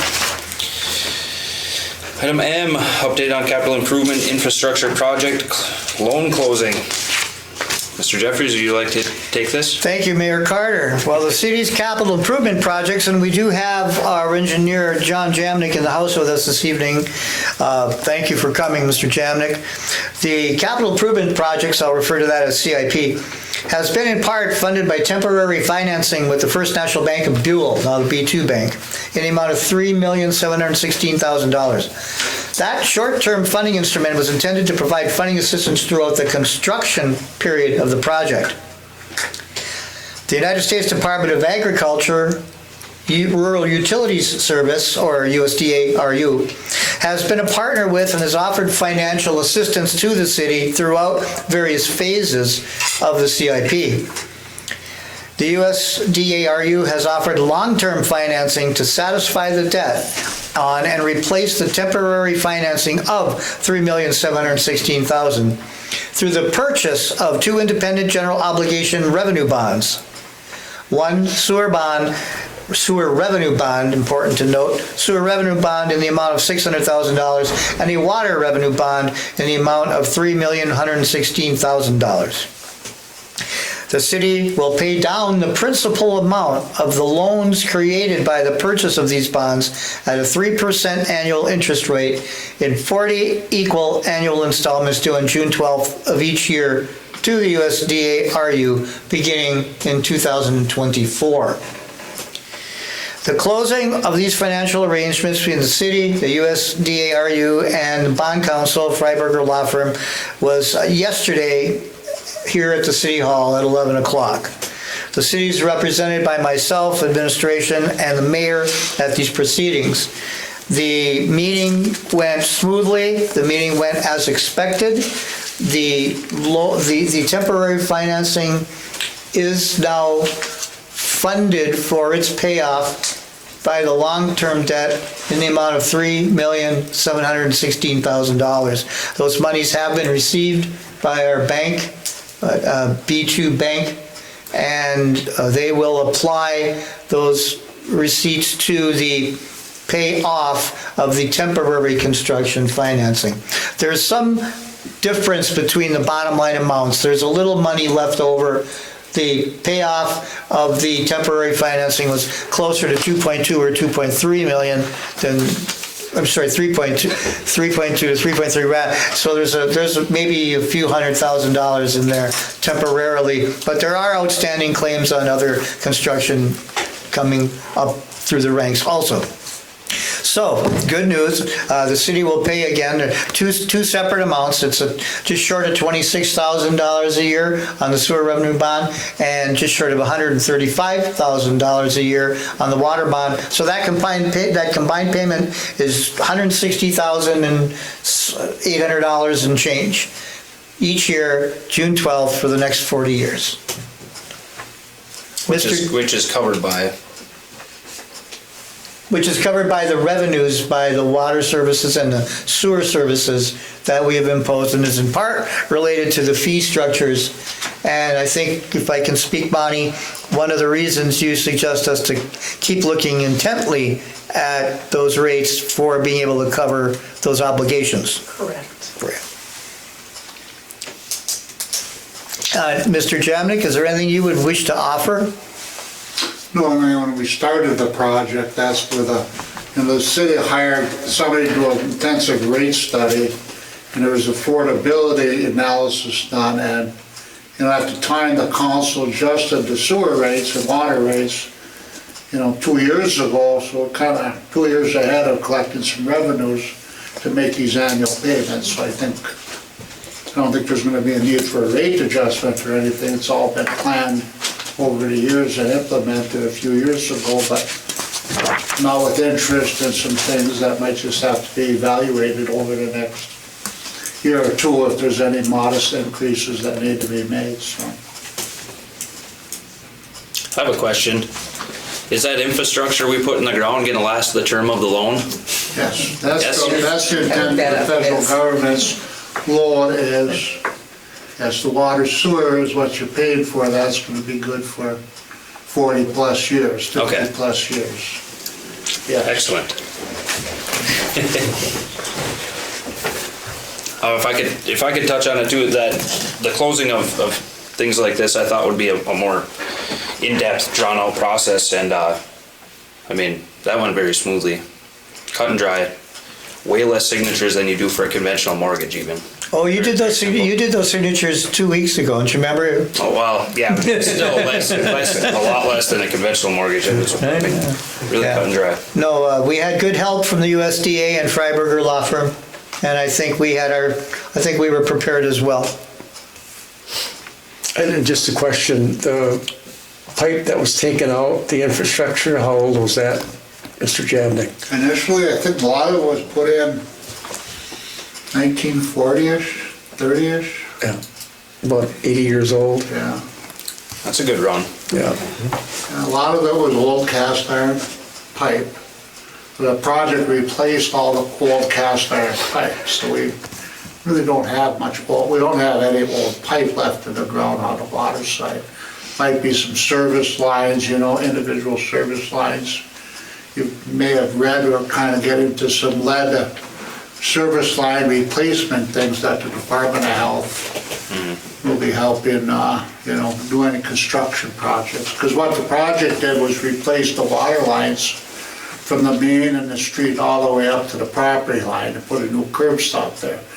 But from the curb stop to the house, that wasn't part of the project. Actually, both on the water and sewer stopped at the property lines. But you may have heard of this lead service line issue, so that typically would be from the property, from the curb stop into the house. That the city has to be kind of a player in that, even though it's private utilities. They're just, be part of that process. But It does. I think that inventory has to be in by October of 2024. And are we doing a survey uptown, or is that how we're doing ours, or? Yeah, yes. We're in process with that. We're also working with the US EPA and the Minnesota Clean Water folks, as well as the Department of Health, and following their guidance on it. And survey will be the first cut at it to eliminate the possibility of needing to enter folks' houses and utilize staff time to have to go and make physical inspections of the systems. I'd also like to mention, and John, I'd like you to correct me if I'm wrong, but regarding the work that's been done and impacts, there's always a thing called I&I, you've heard about I&I, infiltration, and the replacement of that cast iron pipe. You can't cast iron pipe fit one section into another. There is no way to physically connect it. So over time, there's a great opportunity for infiltration into those lines. We don't have that anymore. Am I speaking? Well, I mean, in the main line in the city streets, it's not the cast iron, it was actually, the sewer lines were old clay tiles. Same thing. The cast iron was more of the old water line. Okay. We replaced a lot of the I&I with replacement of the old sewer clay pipes with plastic pipes. So that will help the city in many ways going forward when I&I calculations are part of evaluating current conditions and whether something has to happen and whether funding might be available, depending upon your I&I rating. We should be pretty good. The biggest source of I&I now is, a lot of people have sump pumps that are connected to the sewer system. So just something to monitor in the future if turns into an issue, but I don't think we're gonna have that as an issue. Thank you.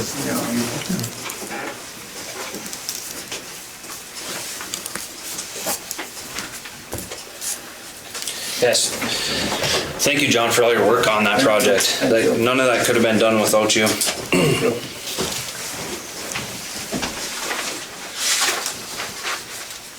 All right, any other comments? Moving on, item M, to go along with the CIP project. A reminder of items for CIP punch list is needed. All claims for the punch list should be investigated for potential inclusion into the punch list must be received by June 17th, 2023. Which, if we're lucky, the video for this will be out. Anybody who's here. If they're not on the list, Mr. Jeffries, they miss out, correct? That's right, we have till Saturday. We have an active punch list. We met with Casper Construction as the contractor. We fixed actually Alley F that was over between Roberts and Forest, north of Whiteside or Woodridge. That was where the steam line was. Well, they came in here and they regraded that alley. Okay. It was having some drainage problems. That was kind of the big punch list item, was this Alley F. And we had some other things we went through the contractor with the punch list. We showed them the broken pavements, on Pennsylvania out towards the campground area. That will be addressed, correct? Yeah, we showed them how it's split, and Masabi Bituminous was gonna come over and take a look at it. It's kind of a paving project. Okay. Masabi is their subcontractor on the. How do they repair something like that? Do they just cut out a section and repave a section? Well, they're probably gonna have to. I don't know, it was kind of heavy. What happened was, the frost was coming out of the ground, and I haven't been back there. If it's coming back together, sometimes those cracks occur in the spring, but they kind of go back together. But you'd want to seal that up for sure. Otherwise, we might have to dig it out. But that's where, we want Masabi's opinion on what they think should be done on the thing too. So, Masabi Bituminous, the contractor, the paving contractor. That alley that you were talking about between Roberts and Memorial, those people have contacted me, and they said the alley going up the hill and just around the corner used to be paved, I should say. And when it was dug up, now it's left as gravel. It was really bad shape pavement, but it was still paved, and they're saying they're getting a lot of runoff down the street with it being left as gravel. And I kind of do remember that it was it was just a mixture of blacktop before we put it back in, so I'm Well, not they sure. told them they were going to put it back in. That's what they were told. I'm just repeating what they said. They were told that they were gonna put it up, and it just goes up the alley and just right around the corner to that new garage. And then it goes to gravel. But it was because of the slope of the hill that it was always paved before. Do you remember that? I faintly remember walking up there in pavement and then hitting the gravel. So I kind of believe them. And they were told they were gonna get it, and now they were told they're not gonna get it. So that's a tough one, but I don't really. I don't recall, first of all, it wasn't part of the plan to be painted, so anything that was bituminous before we put back as blacktop. They're saying it was though. They said that it was Okay. blacktop back there. This is the alley going east and west from Roberts up Right the behind hill. the churches. It's, yeah, so the Catholic church and the church that used to be, it's now a house. So it's the alley right behind it, and it's straight up, and I have to somewhat agree with them, because I kind of live across the street, but I am a bad neighbor and don't pay attention that well, but they're telling me it was. So. It was asphalt. If I'm not It was at, just, they said right up, just right around the corner, and then it goes to gravel, and now it's not anymore. And the guy that has to get in that Yeah, I driveway know where you're talking about. can't get in the driveway anymore, and with the gravel. Okay. So, You want to use Google there Earth. might, and I think I sent that to you, Tony, or else I thought I sent it to you. There's been a few alleys that have been hitting the list Yeah. lately. Yeah, but that one, I meant, and I don't think I put I said it was the one they're working on right now, and you were there, but I'm pretty Okay, sure that it was was that's the- asphalt yeah. before. Okay, we'll look into that a little bit more. Yeah, Yeah. it looks like asphalt on satellite view. So they wanted me to bring that and see that you were working on it, and I'm pretty sure I brought it to you, Tony, but I don't think I said where exactly it was. Yeah. John and I are going to meet here between tomorrow and the end of the week, and that's part of the additional Okay. lists or evaluation.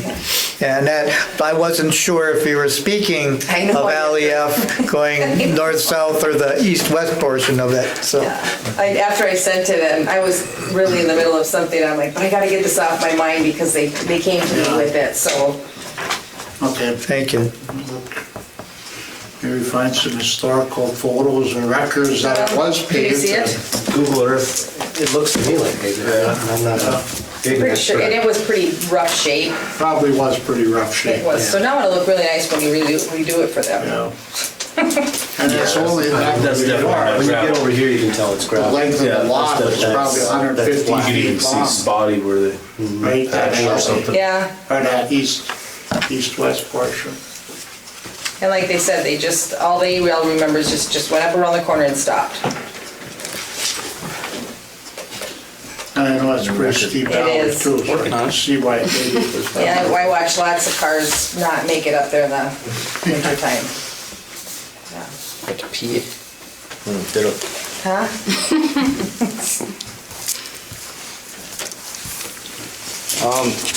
Any other discussion on the CIP punch list? If not, moving on to item N. Just a reminder, the annual city spring cleanup sign up will continue through June 15th, which is 2 days away. Residents who contact City Hall and were placed on the pickup list should have their items ready for pickup in the alley at this time.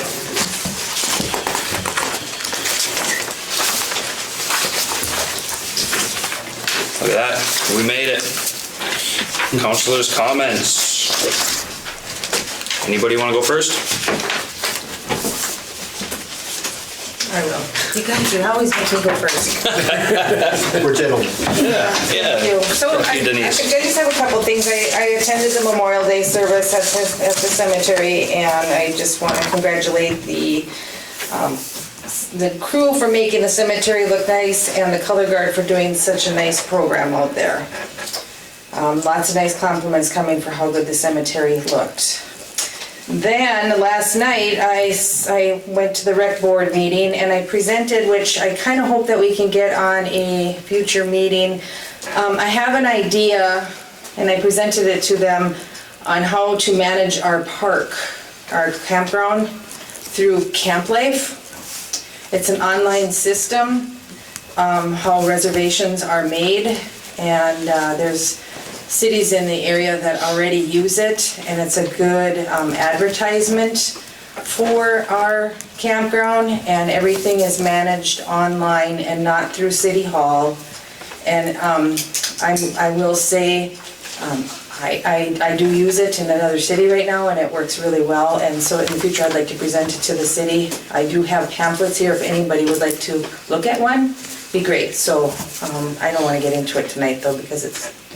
And then the last thing, of course, is our All Class coming up, and we're very excited for our town. We're ready, it's going to be a lot of fun, come on out. And parade, we need people in our parade, so please sign up and be in the parade. So other than that, we're ready. That's it. Any volunteers? I'll go. All right, thanks, Brandon. So yeah, the parade's gonna be a lot of fun. I think we're almost done with the trophies that are backed by popular demand, I hope. We're doing those again? Yeah. Excellent. Also, I know the movie night the other night didn't go so well. But we tried. I think the people that came weren't too upset with us, hopefully. No, it was fun. But we stayed as long as we could. Some people got carried away by mosquitoes. But we're gonna try again next Friday, the 23rd at 7 p.m. in the library basement. We're partnering with them on licensing, and we're hoping to set up down there. I assume you'll have to bring chairs. The chairs there are available, but if you want something a little more comfortable, or like the librarian suggested, inflatable chairs or camp chairs, whatever you've got, even inner tubes or something, I think that could be fun. That was Friday the 23rd? Friday the 23rd at 7. We're gonna play the 7 p.m.? 7 p.m. Yeah. We're gonna play the new Super Mario Brothers movie. Ooh. I've heard good reviews, so Not bad. yeah. That's all I got. I ain't got nothing there, sorry. I had a few words. Yeah? Well, Well, tonight anyways. that's okay. Anything? Not really, other than just the vandalism that happened in the, with the porta potty. Do we even have a porta potty anymore at the beach? No. It's on the beach. So just, I mean, just if you guys notice anybody, There is a porta potty. there is a porta potty. Oh, good. No, and Excellent. And I would advise people to leave that alone so we do not lose that facility. Right. And if you see anything, please report it to either law enforcement, bring it to City Hall, tell your neighbor, have them tell your neighbor, tell somebody so we can keep that. Sorry for piping up, that's a touchy one. We need to have some sort of facility at our beach. Yeah. And for people to wreck it, I mean, come on. I get it, kids, but let's do our part as a community to make that stop, because we don't want to lose it. Anything else? Nope. For mayor's comments, I don't have nothing written down, I'll just speak from the heart on it. In regard to the legislative session and having Mr. Jeff Anderson up here, I just want to express thanks. I want to thank Mr. Dave Lislagard, Mr. Rob Farnsworth for penning these bills that are submitted. The costing group, Jeff Anderson, Gary Cervenik. I hope the public can understand, I hope the council can understand. We pay these lobbyists money. The return that Buhl gets is phenomenal from it. You can see from this legislative session, they brought, what was a grand total, Tony? 2 million, and then Almost 2.35 plus. yeah, just from this legislative session.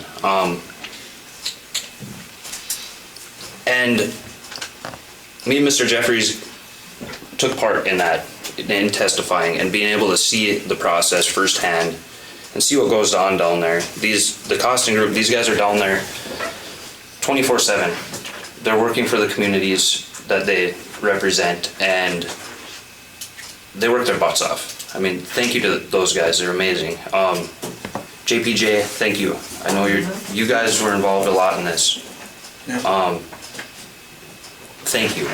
Our community wouldn't be able to do what it has been doing. It wouldn't be on the course it's headed, and I mean, we're gonna continue to build on that.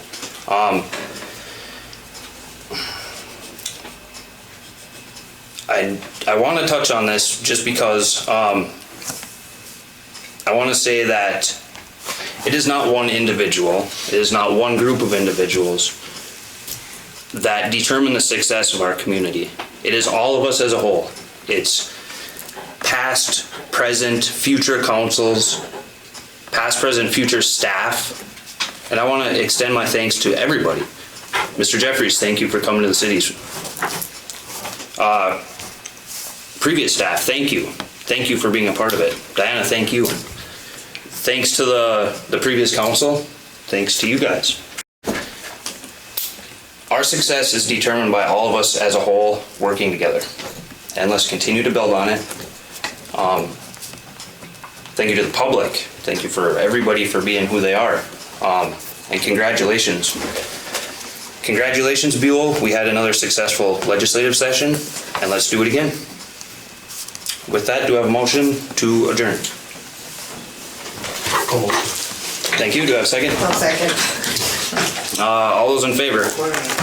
Aye. Those opposed? Meeting adjourned, 8:44.